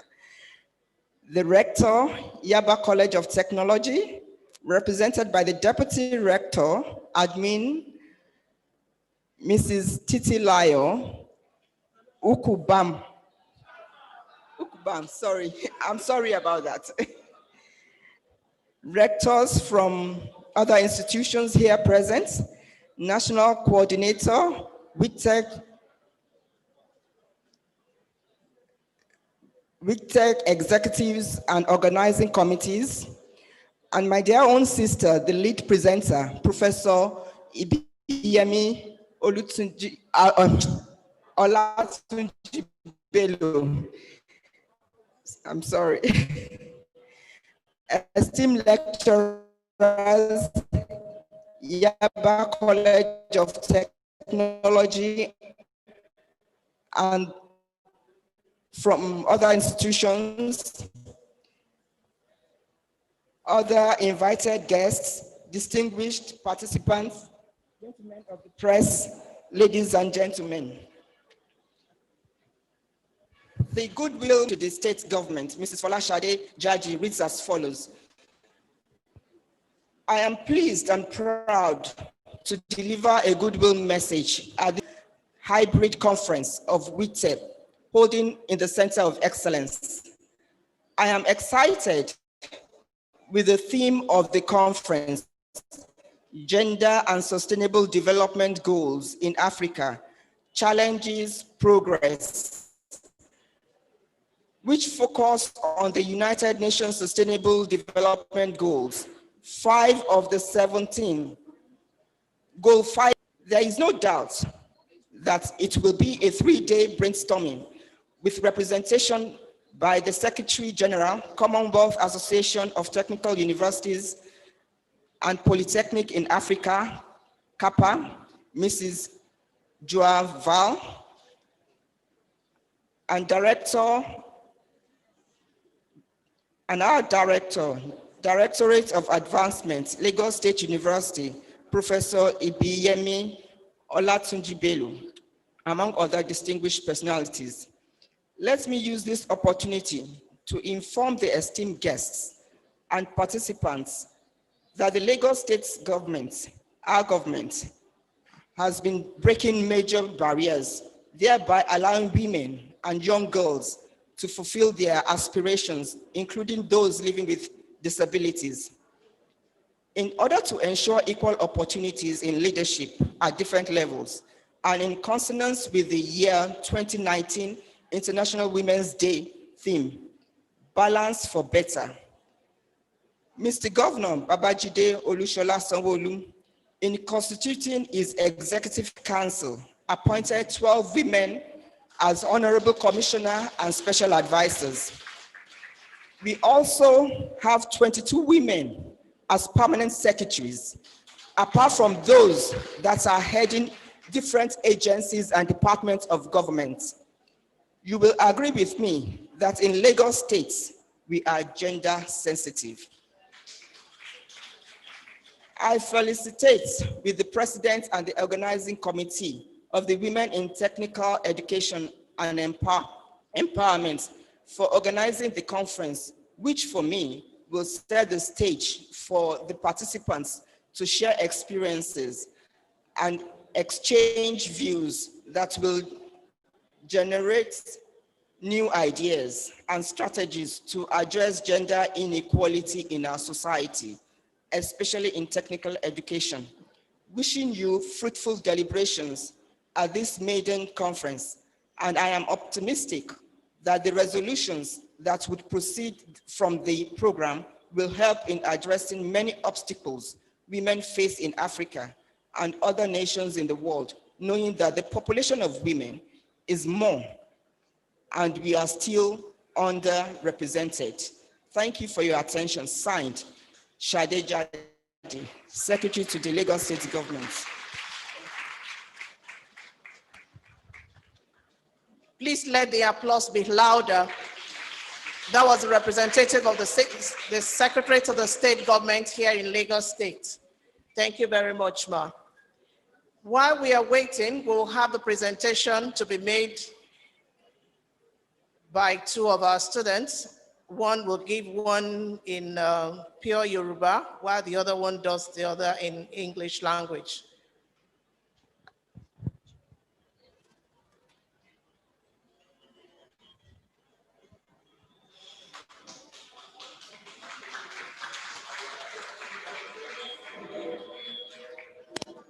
Let me tell you a story.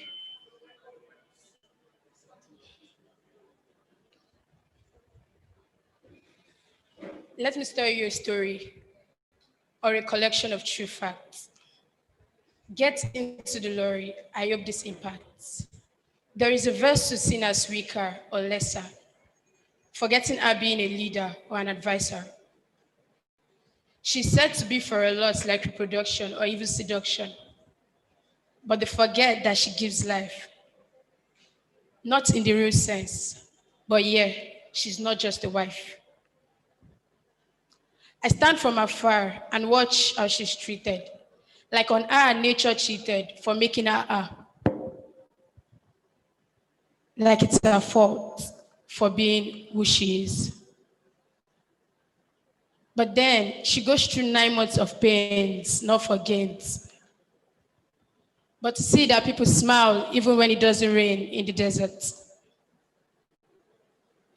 Yes, she's a woman, but she's not just a woman. She's a voice that has been silenced for too long, and now she's here in her full glory, ready to fight for that which she believes. Watch her stand in the forefront of the battle for peace. Watch her fight for the cause for which she believes. Yes, she's a woman, but she's not just a woman. She's one that has broken gender barriers. She's the one that has gone places and succeeded in building the nation. Yes, she's a woman, but she's not just a woman. She's a wife, a sister, a mother, a queen. She is you.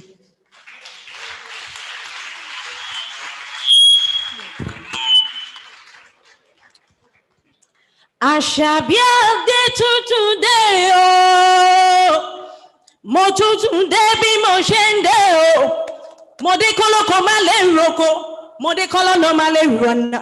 Àṣàbí àdé ti dé, n ó fohùn ẹnu mi, ìgbé kíké kú ní iṣẹ́ iye, mo ṣe bá àdániwọ̀ iye o, ìbà àkọ́dá iye, ìbà ṣẹ̀dá ọ̀run, ọba lágbára ńlá o, ọba dúró tì ní lọ́jọ́ ogun lè, ṣùgbọ́n kí n tó lè tẹ̀síwájú, ṣùgbọ́n kí n tó lè tẹ̀síwájú, mo kọ́ nílé mo ká lejò, mo kọ́ ọmọdé mo ká gbà, lọ́kùnrin lóbìnrin, mo kí yín ní kalẹ̀ pátápátá. Ọ̀rọ̀ mi dá lórí obìnrin. Obìnrin jẹ́ ẹ̀yà kan tó ṣe pàtàkì jù nílé ayé. Àwọn lẹ́ni ìkejì ọkùnrin, àwọn níyọ̀ ayé.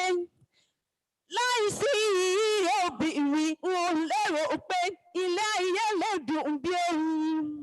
Mo kí ìyá ìyá tata o, ìyá ìbíjọ kẹsàn-án olúmọ ni mo ń ké sí.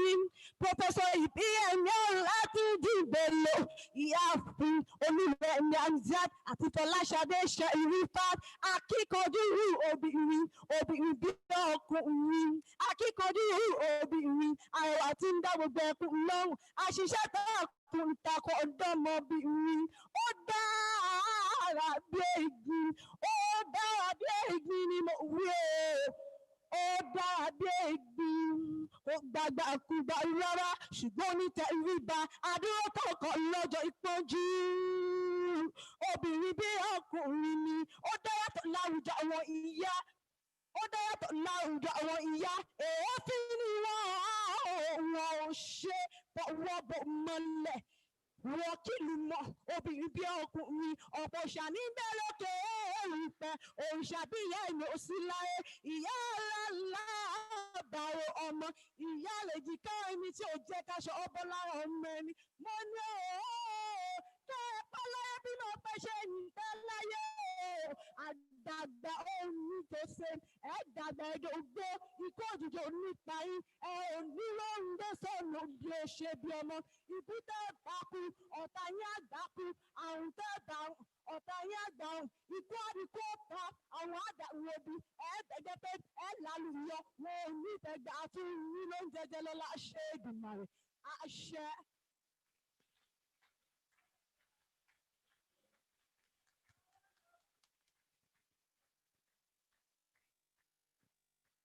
Please, let's put our hands together for her.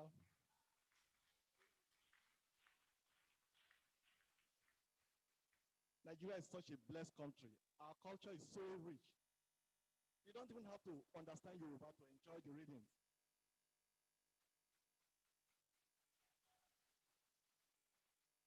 Distinguished ladies and gentlemen, this is Wited First International Hybrid Conference.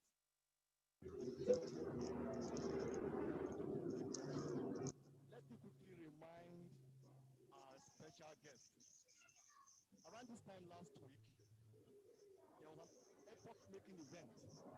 Yabatech unveiled what can be arguably referred to as the biggest museum any tertiary institution.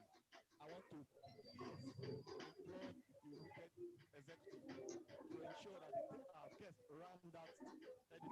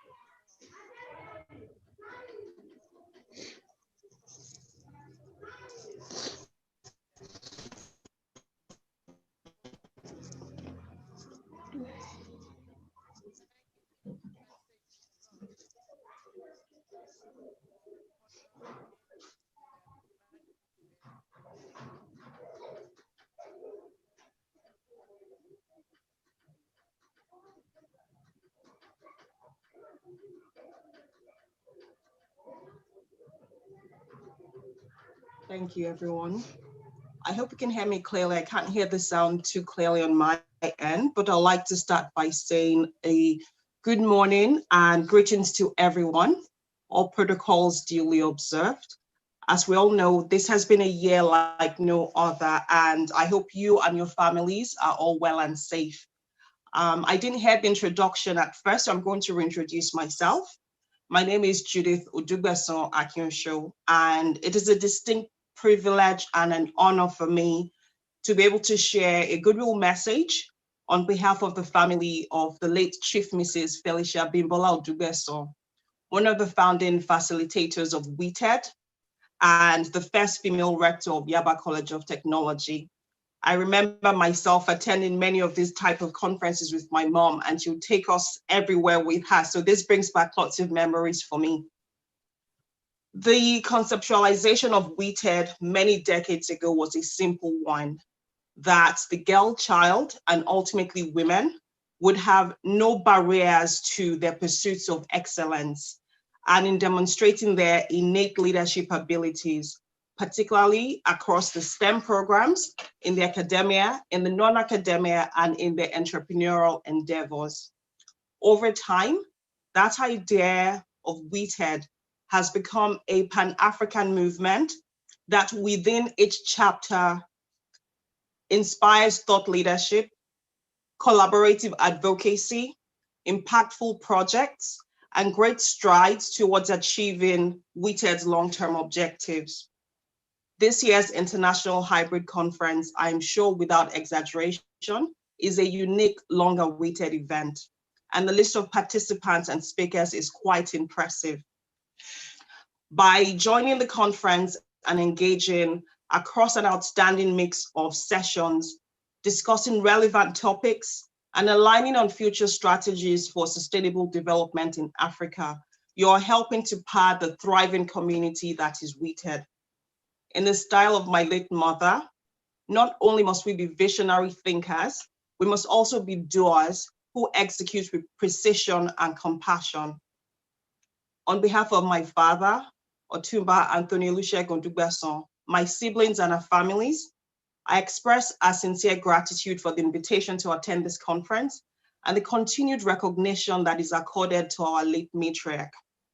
I congratulate Wited and the planning committee for the high level of organization and professionalism, which has made it possible to gather so many different distinguished experts globally and to develop all of the conference activities to take place over the coming days. May I take this opportunity once again to convey my very best wishes for an engaging, successful, and productive conference. Thank you very much.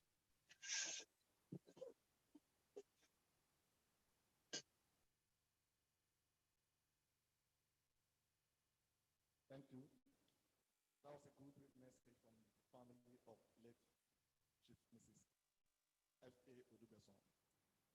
Chief Odubeson was a two-time rector of this college, and for 8 solid years, she ruled over the space of this very institution. Her landmark is everywhere. Still on goodwill message, we take the last one from Professor Smile Zizi. Professor Smile Zizi is the coordinator. Okay, we are not taking that. So this is an academic conference. So we take the best for the last. I would like to respectfully request our lead paper presenter, Professor Olabisi Ibiyemi Bello, Olabisi Ibilola Olatunji Bello, to kindly stand up while I call on the Secretary of Wited Yaba College of Technology, Mrs. Braid, to read her citation. Thank you. I read the citation of Professor Ibiyemi Ibilola Olatunji Bello, MNI, Fellow, Physiological Association in the UK, Physiological Association of Nigeria, Fellow, Society of Environmental Toxicologists. Professor Ibiyemi Ibilola Olatunji Bello was born in Lagos on the 23rd of April, 1964, to Mrs. Jadisola Ibidapo, Nee Abraham of Itakose, Lagos Island, and Mr. Emiola Ibidapo Okunriboye of Owo, Ondo State. She attended Anglican Girls Primary School, Surulere, from 1970 to 74, and then Lagos Anglican Girls Grammar School, Surulere, between 1974 and 1979. Professor Olatunji Bello then proceeded to Methodist Girls High School, Yaba, and later to Lagos State College of Science and Technology, Ikosi campus, where she did her A-levels in 1982. Prestigious University of Ibadan, where she bagged a BSc Honorable in Physiology in the year 1985. After her NYC at the University of Lagos, she was awarded MSc Physiology in 1987 at the University of Lagos. She attended a 6-month research training at the University of Texas Health Science Center at San Antonio in the United States in 1994, after which she bagged a PhD in Physiology of the University of Lagos in 1998. She obtained a postgraduate diploma in theology from the Bible College of the Redeemed Christian Church of God in the year 2001, and a postgraduate diploma in education of the Lagos State University in the year 2018. In 2012, Professor Olatunji Bello attended the course 34 of the National Institute of Policy and Strategic Studies, Kuru, the highest policy advisory body of the federal government, as a nominee of the National Universities Commission, where she was awarded the certificate as a member of the National Institute, the MNI.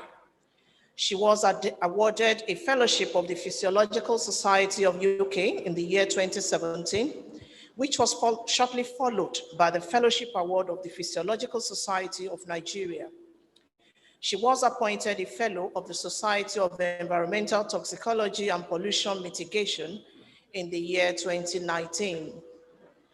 An astute academic, Professor Olatunji Bello rose through the ranks from Assistant Lecturer 1988 to 1991, Lecturer 2 between 1991 and 96, Lecturer 1 from 1986 to 99, Senior Lecturer from 99 to 2005, Associate Professor between 2005 and October 2007, all in the College of Medicine of the University of Lagos, Idiaraba. She assumed duty as the first Professor of Physiology in Lagos State University College of Medicine on the 2nd of October 2007. Ibiyemi Olatunji Bello has held several professional and administrative positions, both at UNILAG and LASU. Until her election as the first female Deputy Vice Chancellor of LASU, she was the first substantive head of the Department of Physiology, LASUCOM. Other university managerial positions held by Professor Olatunji Bello include Acting Vice Chancellor, July to December 2010, and also January 30 to October 31st, 2011, Deputy Vice Chancellor, December 2008 to December 2010, Deputy Vice Chancellor Academics, LASU, November 2011 to January 2013, the Head, Department of Physiology, LASUCOM, October 2007 to December 2018. She is currently the pioneering director of LASU Directorate of Advancement, which was established by the Vice Chancellor, Professor Larry Fagbo, in the year 2016. She is a member of many professional bodies, and she was the first female second Vice President, Physiological Society of Nigeria, and the first Vice President to hold that position up to the year 2019. Professor Olatunji Bello was government representative on the Lagos State University Governing Council 2004 to October 2008, and she is currently a Senate representative of the Governing Council of Lagos State University. Professor Ibiyemi Olatunji Bello has graduated 4 PhDs and 37 MSc candidates, while still supervising more PhD students. This distinguished scientist is known for her very brilliant academic work, and she has well over 53 publications to her credit, excluding papers that she has read at both local and international conferences. She has served as chairman organizing committee of an international conference of the International Union of Physiological Sciences and Association of African Physiological Societies in 2016. She has also contributed chapters in some textbooks and learning materials. Professor Olatunji Bello is happily married to Mr. Tunji Bello, a journalist and lawyer, and the current Commissioner for the Environment and Water Resources. He is also the former secretary to the Lagos State government. They are blessed with 3 children. Professor Olatunji Bello is not just in the academics, she is also a pastor and the area pastor in charge of the Testimony Chapel, an area under Lagos Province 1 of the Redeemed Christian Church of God. I present to you Professor Ibiyemi Ibilola Olatunji Bello.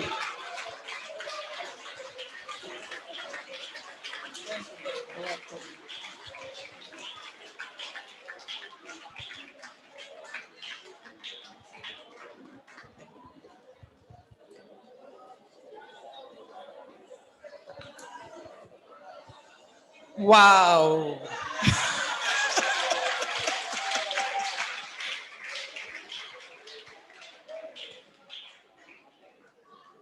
When I was doing all those things, I didn't know I would receive so much accolades. I thought I was just doing what I wanted to do. And that's a challenge for every woman here. Do what you want to do. No matter what the hurdles are, just make sure you climb over the hurdles. Because at the end, you are adding so many accolades to your name. Thank you very much.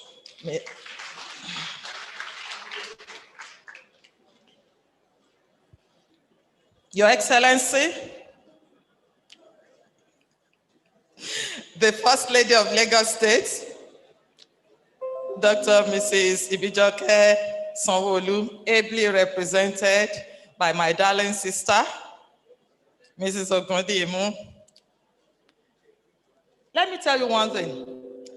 Her Excellency actually wanted to be here. Yesterday, she called to say she'll be here in person. But when I woke up this morning, I saw that she has texted me at 6:34 that maybe she has overworked and she's having, she's a little bit under the weather. So she sincerely wanted to be here.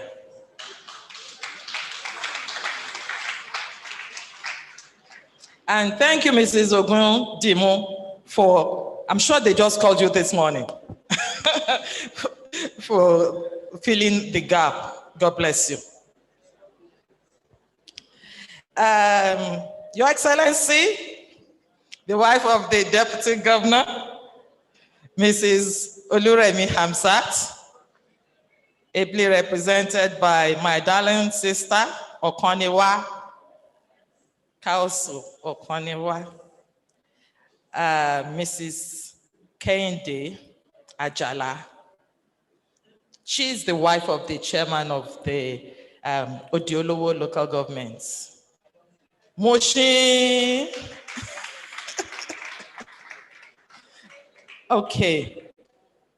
All my darling sisters here, I will not forget my very good sister, Mola sister. And she's director of our Redeemed College of Education and Technology and Management. My able-witted president, right? God bless you, ma.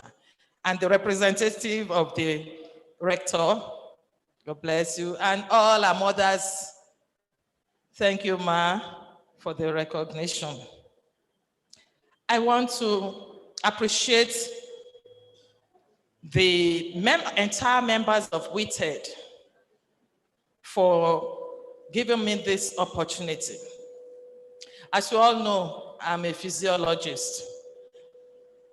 I'm not a human rights activist. So when I got this topic, I said, okay. One thing they taught us at Kuru is you can do anything for a better society. So we are told that in any area, they can call you in. And then you just have to do it, no excuse. So I thank you, my darling sister, Dr. Popola, who is the president or coordinator of Wited Yabatech. And the LOC, every one of you, thank you for inviting me. The outline of my discussion this afternoon, I'll just give to you. I'll give a brief introduction, define some items. Then we have been told that there are 17 SDGs, Sustainable Development Goals. I will list them. Then we have the special one that I focused on this morning, the SDG 5, Goal 5 on gender equality. We have go to the challenges and then progress made, and I'll give my conclusion. So for introduction, Sustainable Development Goals are based on the principle of leaving no one behind by the end of the year 2030. The 17 SDGs were from the 2030 adopted Agenda for Sustainable Development by the General Assembly of the United Nations in September 2015. The phrase, leave no one behind, implies that the vulnerable groups in the society and people with disabilities are included for their development and better livelihood. The topic is gender and SDGs, challenges and progress made.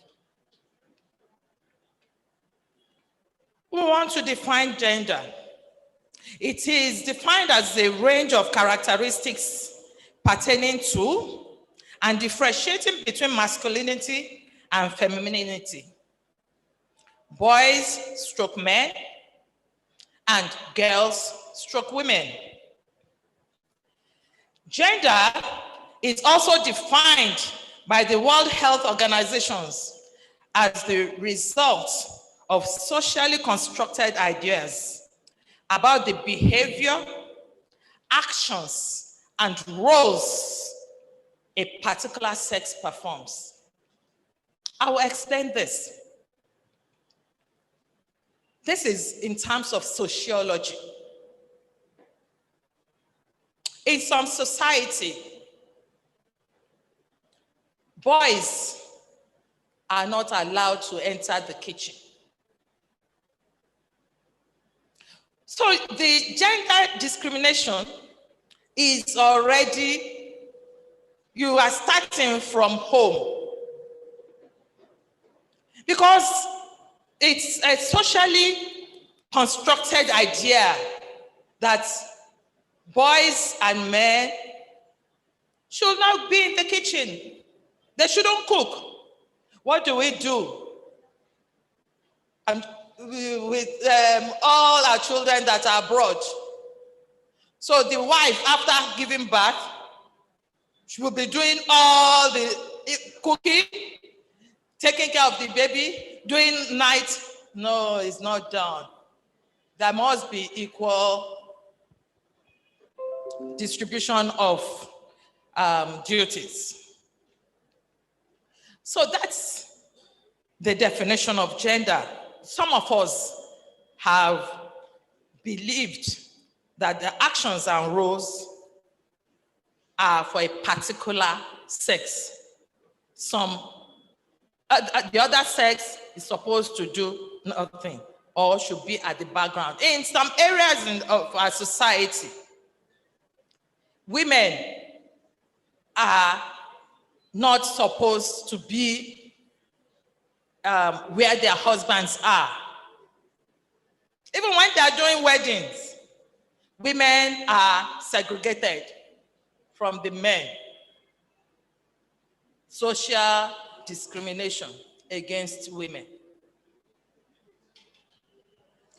What are the 17 Sustainable Development Goals as enumerated by the UN? Goal number 1 is no to poverty by the year 2030. All over the world, poverty would have been eradicated. Somebody say amen. Number 2, goal number 2, by the end of year 2030, there will be zero hunger in the world.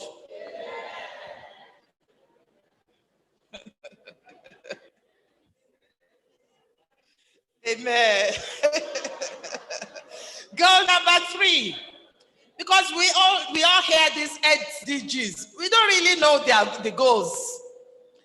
Goal number 3, good health and well-being for everyone, male, female, child, old, everyone in the world should be in good health and be well in all ramifications. Goal number 4, quality education by the year 2030.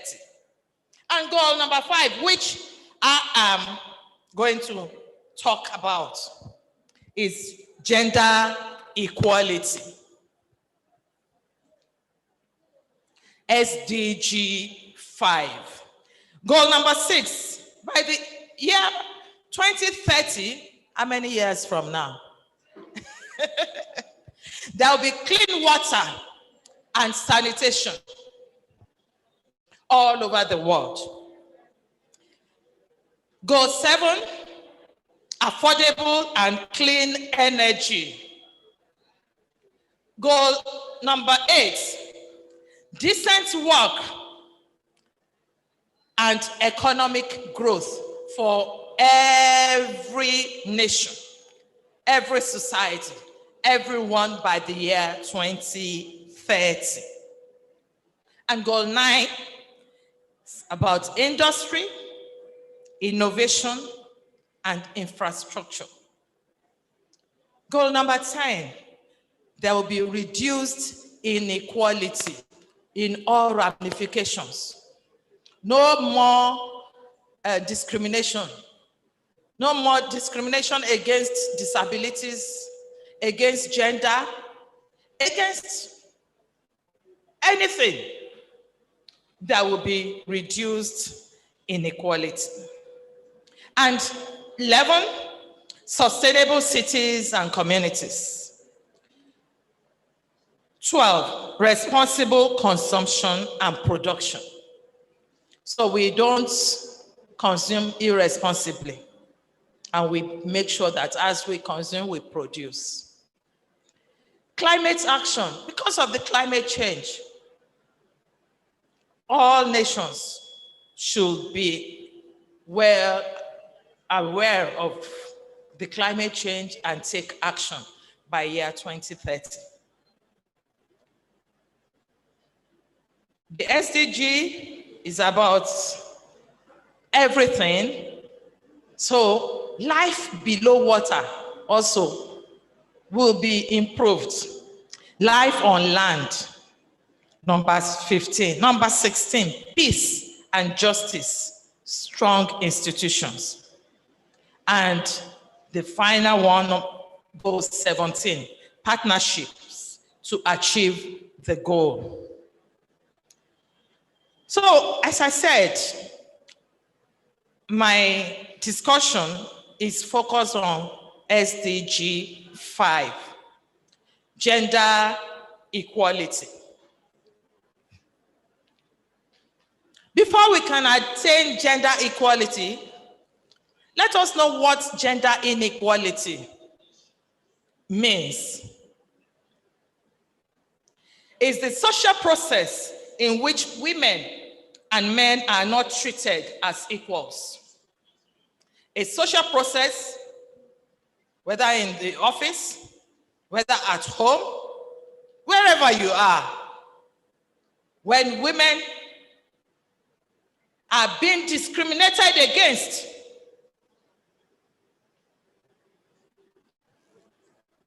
when women are given the lower bench, while the other gender takes the higher one. gender inequality. There are several causes of these biased differences. These may include biological norms, psychological norms, or cultural norms. I think I've talked about cultural norms. Psychological norms, because people will drum it into your head that you are a woman. You are a woman, what are you doing with PhD? They want to, the psychological norm. The mother will tell her son, don't come to the kitchen, or your sister will be the one that will go to the kitchen. And they have already put it in the mind of that boy. When he grows old, he never enters the kitchen to help his wife.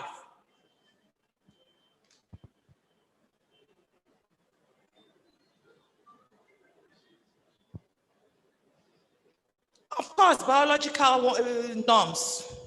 Just because you're a woman, because they don't want you to get pregnant and stay at home for 6 months. Oh, we could go on and on. Gender differentiations by norms or stereotypic behaviors reinforce gender identities and constrain the behavior of women and men in the ways that they lead, and that in the way that lead to inequality. Because some of us will just accept it, while some will fight that no, this cannot be.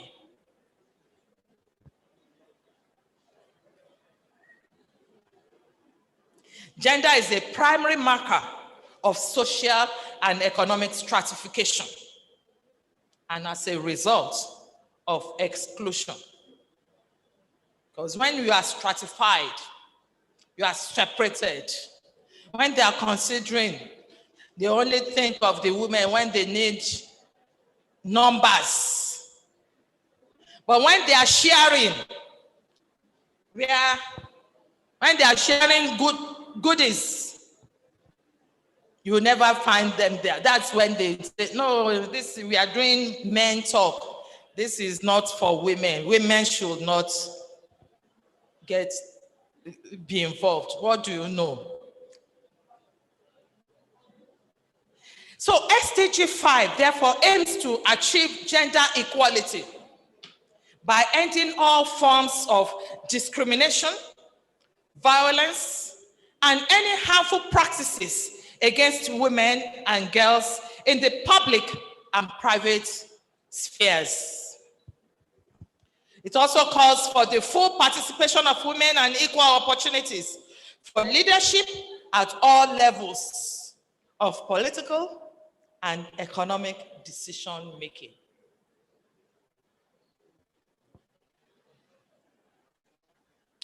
Women,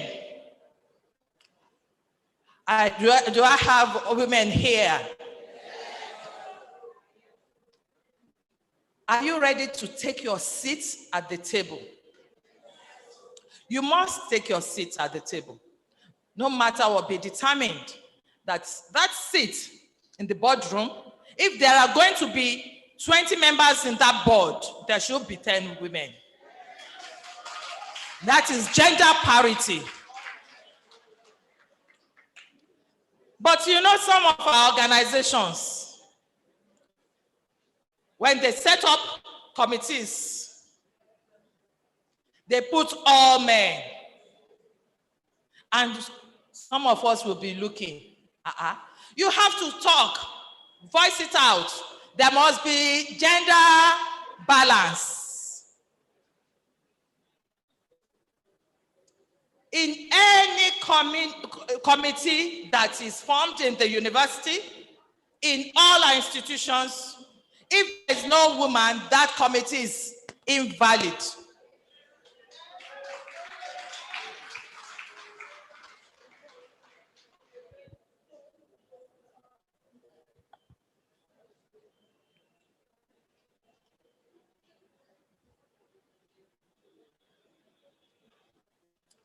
the committee is invalid, and all of us here, if there is going to, the men put a glass ceiling over us, what do?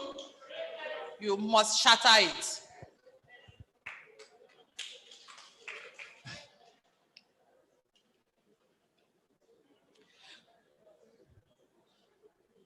Women and girls everywhere must have equal rights and opportunities. Let me correct something. I'm not saying lower the conditions for women. When you do that, you are belittling us. Don't lower condition for the woman. If I am to get to the next position, the same criteria that you are giving to the man, give it to me. So that gives you respect. They will not say, Shebi, we lowered it for her. After all, she's a woman. No, I let her have it. No. So it means every one of us must work hard. When the men work 10 times, you must work 100 times to beat them.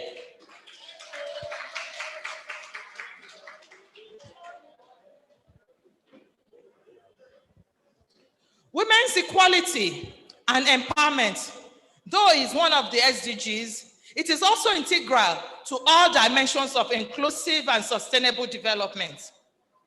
To put it better, all the SDGs depend on the achievement of Goal 5. Because if there is no gender equality, will there be development? If there's no gender equality, will there be an end to poverty? If there's no gender equality, will there be food available for everyone? No. Because they keep the women at the background.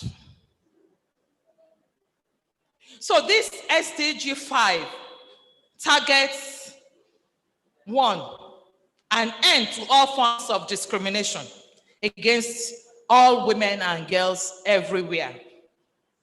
It targets elimination of all forms of violence against women and girls in the public and private spheres, including trafficking, when they traffic women, including sexual abuse, sexual harassment in the offices, sexual abuse at homes, and even at school, including rape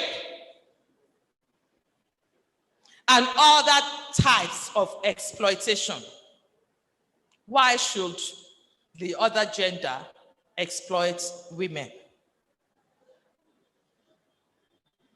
The exploitation mostly is because women will keep quiet. From now on, what do we do? Speak out. Sọ̀rọ̀ sókè.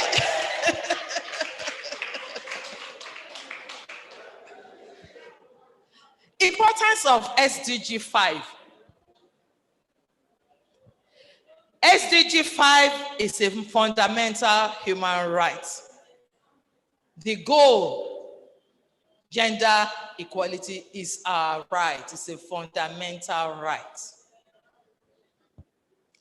It leads to the empowerment of women and girls, which is essential for economic growth.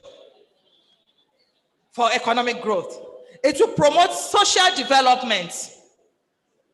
It will enhance business performance. All companies, all organizations will have baseline responsibilities to respect human rights, including rights of women and girls. So if we can achieve this goal, we have achieved everything. What are the challenges of SDG 5?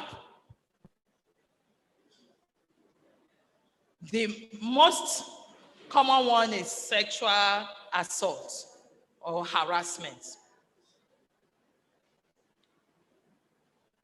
And women will not talk out. Your boss in the office is harassing you because of your promotion, you keep quiet. Your supervisor is harassing you. It might even go to the extent of abusing you. And because of your promotion, of what you want to get, you keep quiet.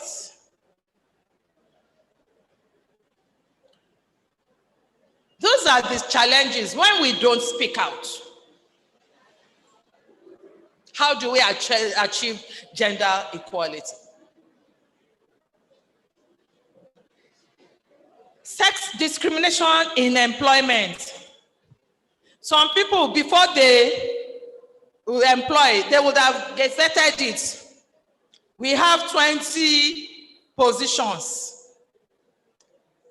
15 are the men, 5 or even 4 or 2 or none for the women. Sexual discrimination, sex discrimination in employment. Then, even in the developed countries, you have occupational segregation. Even here too, we have occupational segregation. Some jobs are not just for men, are not just for women. Some people will tell you, this job is not for women, no, it's not for light-hearted people. This job is not for female women. And then we also accept that some jobs are for, some professions are for men.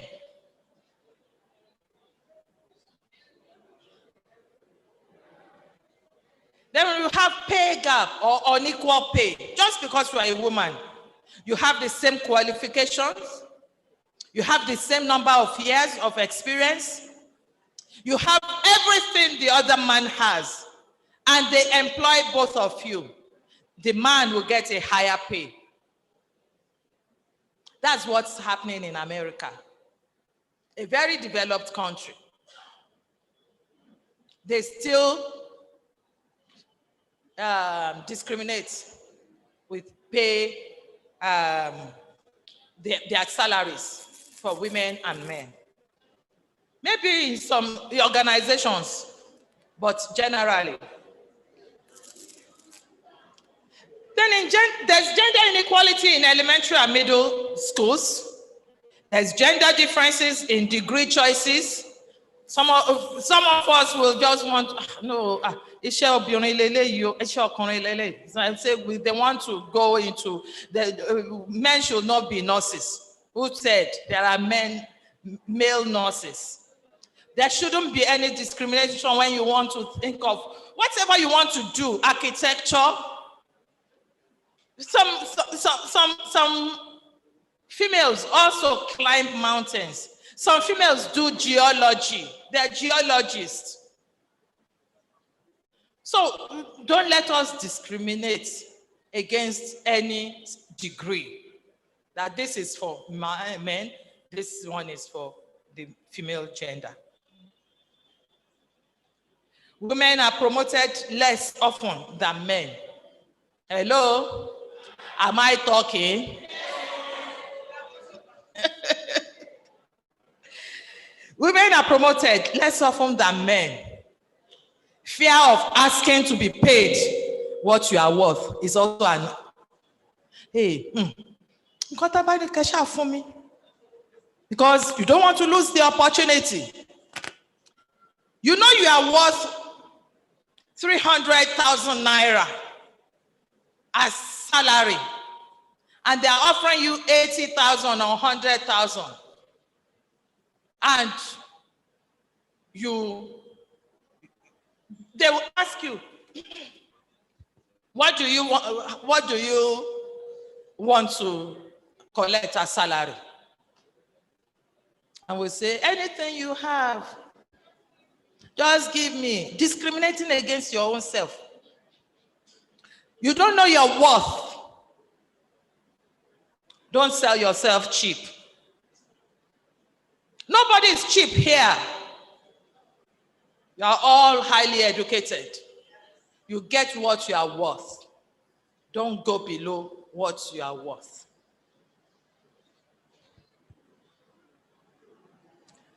So how should we reduce this gender inequality in our society? We should reduce socialization, i.e., parents and other adults of girl child or boy child into traditional roles. Reduce these things. Stop. If your son, tell your son, go and wash the plate while your daughter is picking the ewedu. They should be in the kitchen together. So when we begin to do that, oh yeah, Deji, start cutting tomatoes and pepper. Chop it. You as a mother, me, I always do that. I would say, mother, like Deji back chop onions. Oh man, fine. You're encouraging him. I like the way you chop these onions. Right. So let all of us be in the kitchen.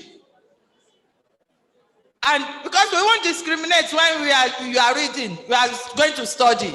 We all, during prep time, we all prepare. You need to, during study time, we all go and study. So why should somebody be studying or watching TV with daddy?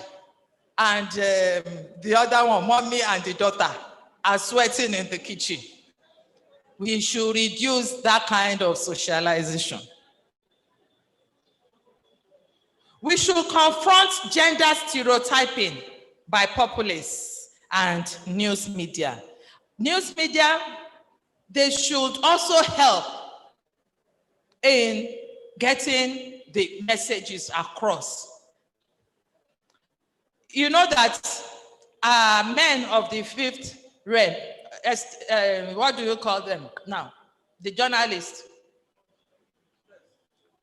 press. Fourth, is it fourth or fifth? Fourth. So sorry about that. From the fourth estate of realm, right? Thank you. They should help us to bring out all the inequalities and expose them. For example, I Googled and I saw that we have only 11 female senators out of 109. Is that one gender equity? I'm not talking about quality now. Is it gender equity? Is there gender parity? 11. I will check my, yes, I'm right. I will soon get there. And the House of Rep, only 14 females out of 360. What you, what are you doing? Egbegbabu.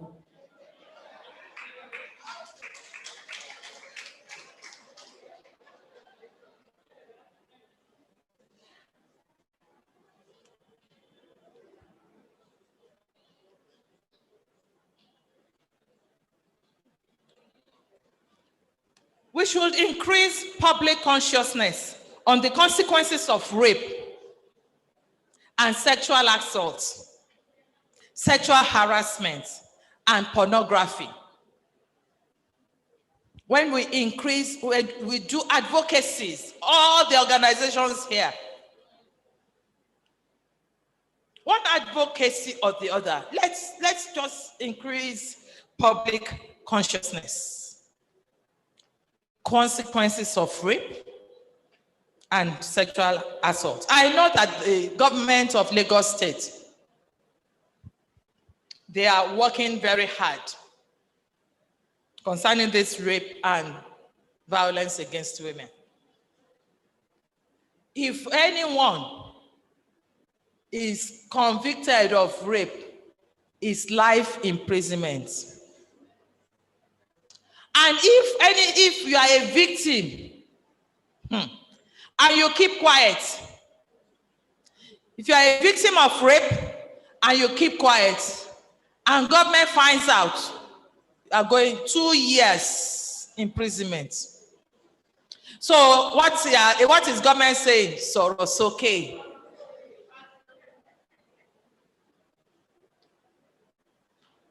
Say it, let us know, so that they put all those people where they belong for life. Some other states, they even legislated castration.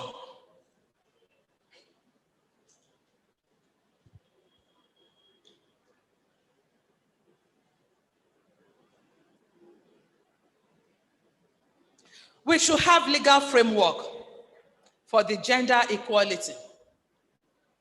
How many times has the bill been thrown out in the National Assembly? Uncountable times. But we will continue to press for it. We produce laws that protect rights of women. When the men are in the majority, how will that bill pass?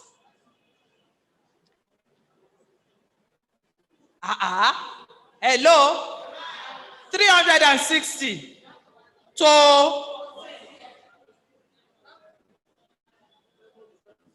even if the women are raising hand.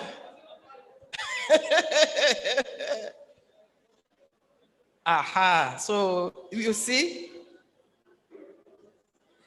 we must produce laws that protect rights of women and also for domestic violence and rape.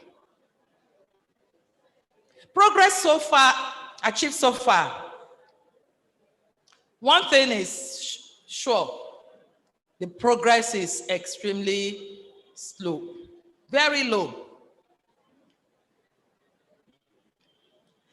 Some hard-won advances are being reversed by so much inequality. So many things that the NGOs have really achieved, but they are reversed because of the inequality at the National Assembly.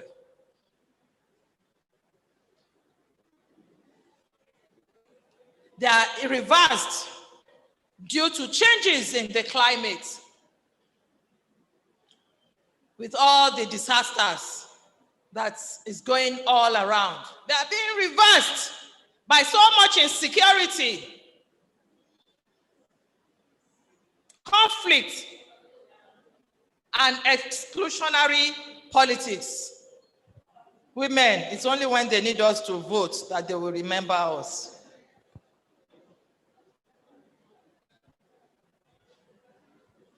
When it comes to sharing of the goodies, sharing of the positions, that's when nobody will pick your phone again.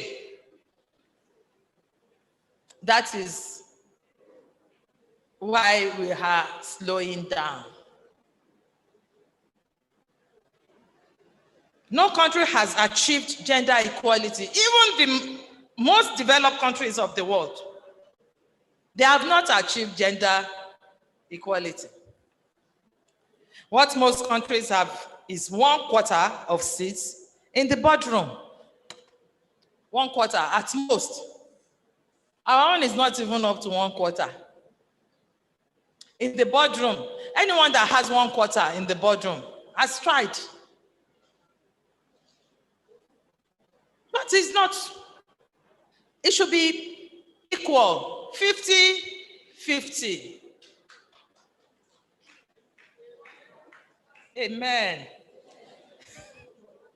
So less than 2/3 of women between ages 24 and 54, these are the productive ages, are in the labor force. When they are in the labor force, are we encouraging them? No. 1/3 of women have faced violence from their intimate partners, from their husbands, from their friends, their partners. And this is mostly fueled by cyber harassment. And you text messages and so on, you harass, some people harass their husband, some people harass their wives, and some people, women, why are you looking at your husband's phone? What you don't know will not pain you. Stop checking your husband's phones. And don't pick his call. Don't pick his phone for him. I want to answer his call. The person, let it go to missed call. He will call the person back. If you don't, only attitude back.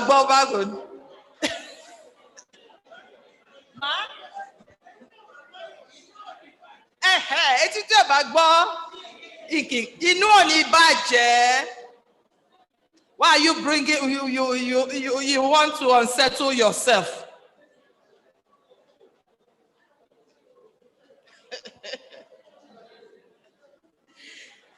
Okay, in some local governments in our society, in our country, even in this country, Nigeria, girls are still prevented from going to school.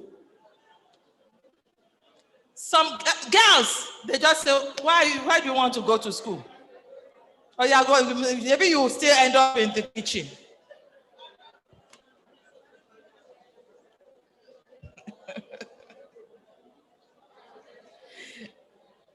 Men still control more than 3/4 of our Senate. I said that earlier. Men, they control our Senate, our National Assembly, even our state assemblies. In some states, maybe you can hardly find women at all. They are all men. Those assemblies will be rendered null and void very soon.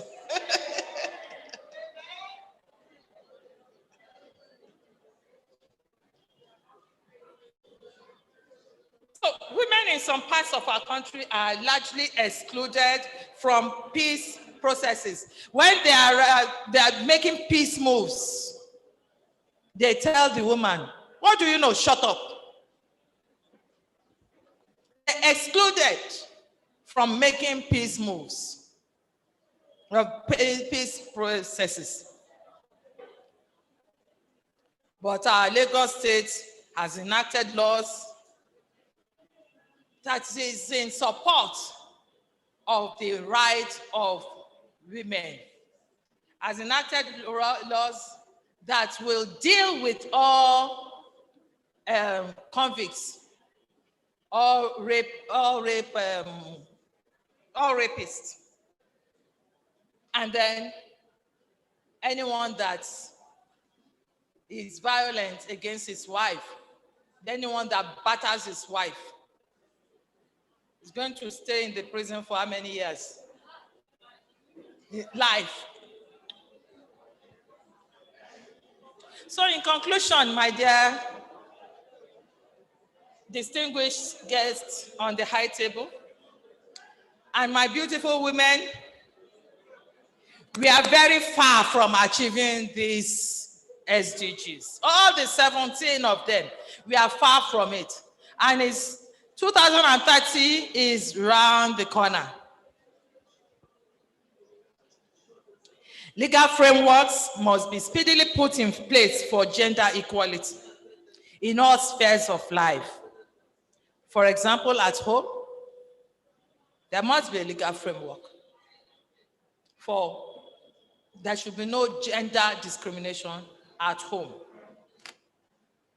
At workplaces, and even at places of worship.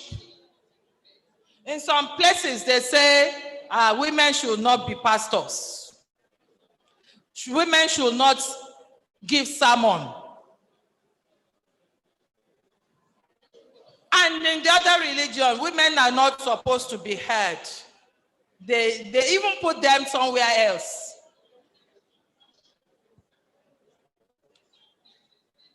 If there is a law, a legal framework, we pray that this will, it seems will be impossible, but we pray nothing, because the Bible says, for nothing shall be impossible. God. Thank you very much for listening.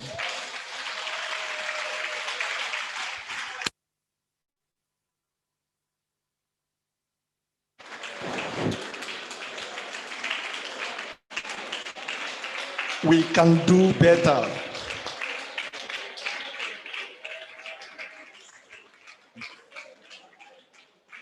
Prof lecture is a loaded one, very loaded. And my take from it are many, but I'll just list 4. We must stop gender stereotyping.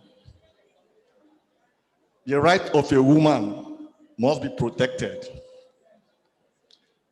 And if you deny a woman her rights, you must sorosoke. But the one that interests me most is that as a woman, do not pick your husband's phone.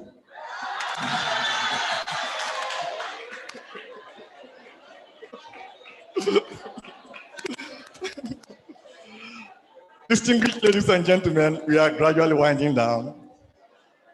There will be a group photograph immediately after the vote of thanks. I want to invite Wited Yabatech Secretary, Mrs. Grace Braid, to give the vote of thanks.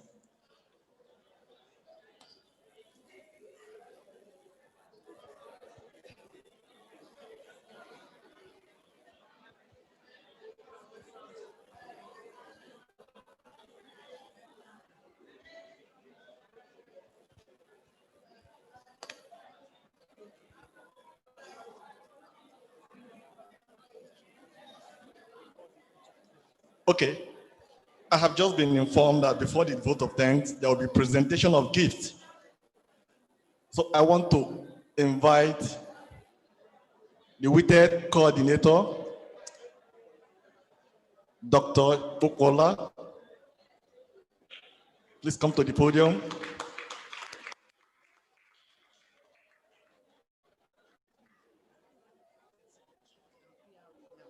Wited P, okay.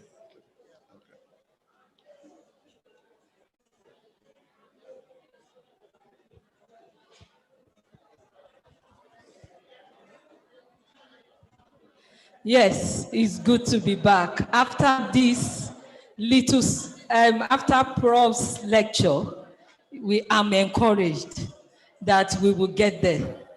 Yes, we want to appreciate mothers in the house that we called, we gave them even the invite, and they honored us with by sending representatives. We are grateful to them. Even out of their busy schedule, they still had us in mind. So we want to give them a little token. We can't pay them for their time, neither can we pay them for the support they've given us thus far. But we want to appreciate them with this little token. We want to start with the First Lady, the mother of the day for this conference. We appreciate her, our mother, Dr. Ibijoke Sanwo-Olu. We ably represented by Mrs. Bosede Ogundimu. Thank you, ma. I also want to invite our very own, she's part of us, but she's on loan to Rectem. And so, so she can still cross boundary and come back home. So we want to invite her to do the first presentation. Thank you, ma. Dr. Stella Mofunaya. It's good to have her back. Thank you. Yes.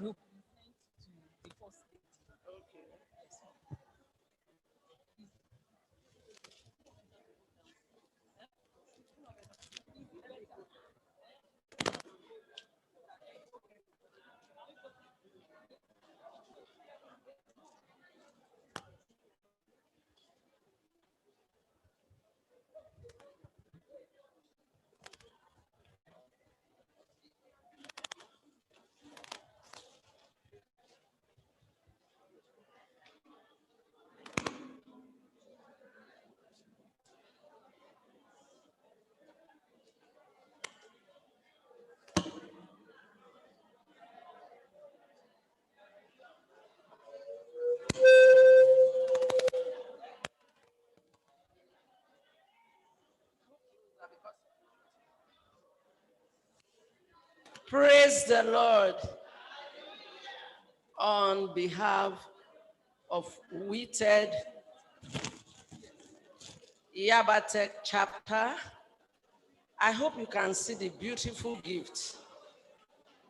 I'm presenting this to the mother of the day. Our representative is here to the glory of God. Let's put our hands together. That's the mother of the day, the First Lady of Lagos State. God bless you. Thank you very much, ma. Thank you. Thank you, ma. Thank you. Thank you. Yes, we want to also recognize the wife of the Deputy Governor of Lagos State, Mrs. Amzat, and to appreciate and present the gift to her will be our Deputy Rector Admin in the person of Dr. Mrs. Ukabam. Please.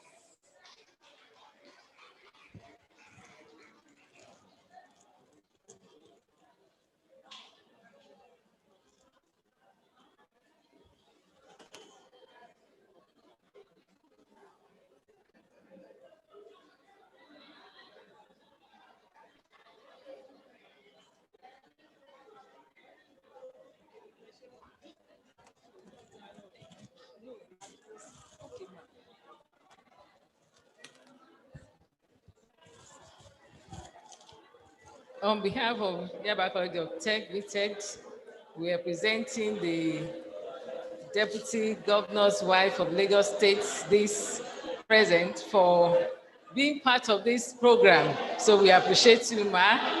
Express our sincere wishes to her. Thank you very much.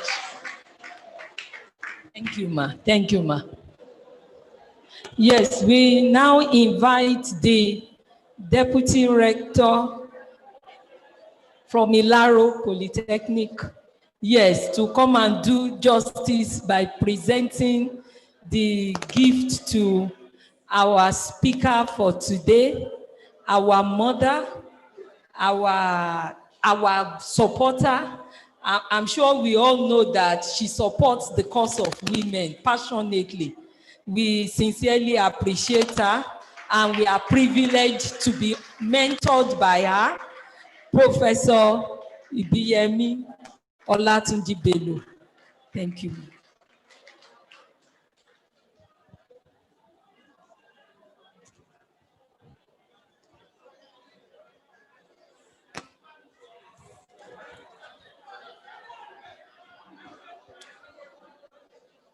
On behalf of Wited Yaba chapter, I present you this gift for your presentation. Thank you very much. Thank you, ma. Yes. And finally, to present the gift to our wonderful mommy, the national coordinator of Wited Nigeria,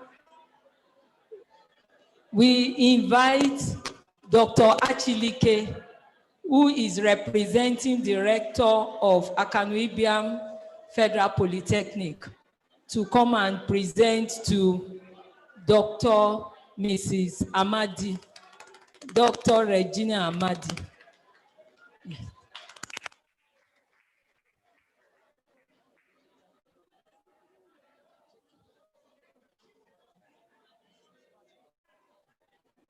Yes, ma, please, ma.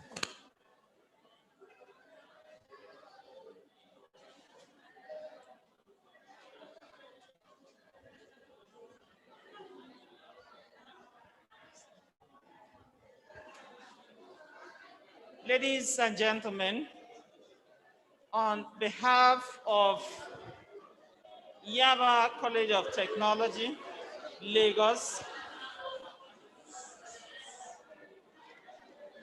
Hello, are we here? On behalf of Wited, chapter of Yaba College of Technology, we present this gift to our national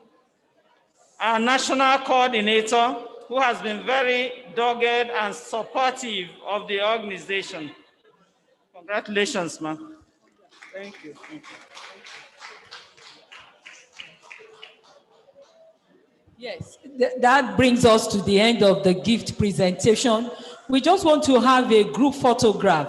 Please, Wited members, please, let there be decorum, most especially at the back there. We want to have a quick group photograph with our dignitaries at the high table before we take pictures amongst ourselves.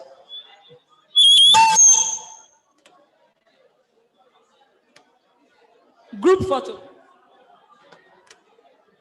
Yes.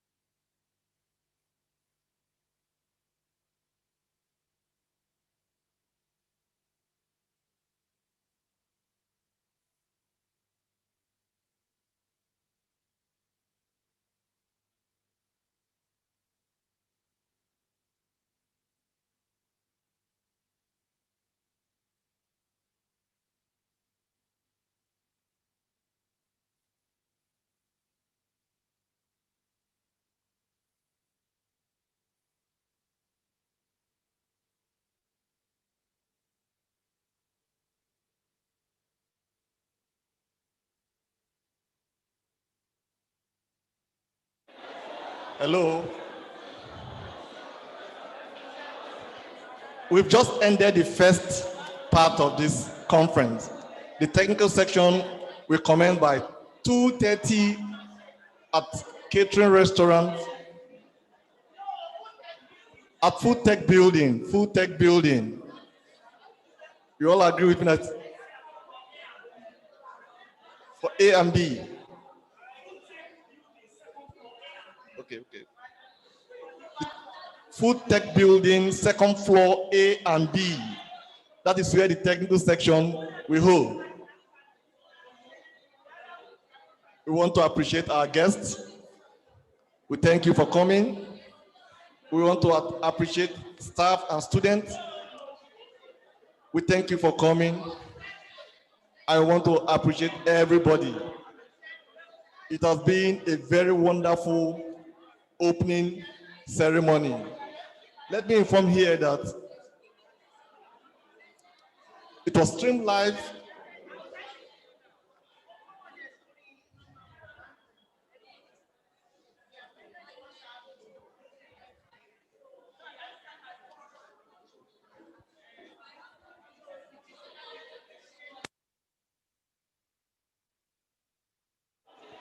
The technical section will begin at 2:30 at Food Tech Building, second floor, A and B.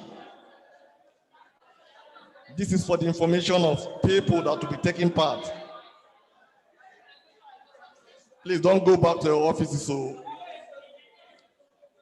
second floor, A and B, Food Tech Building.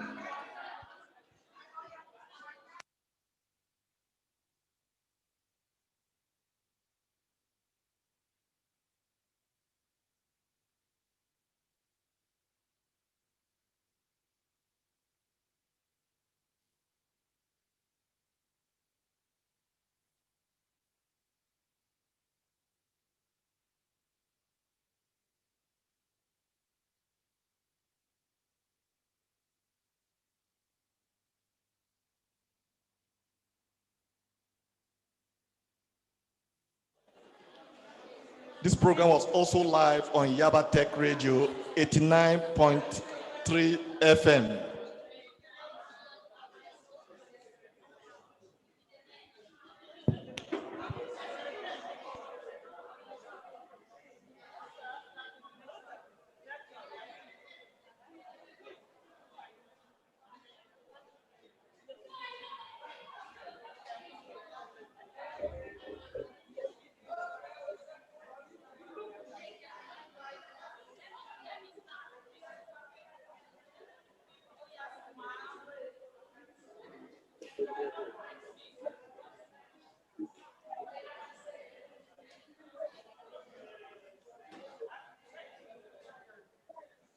Yes.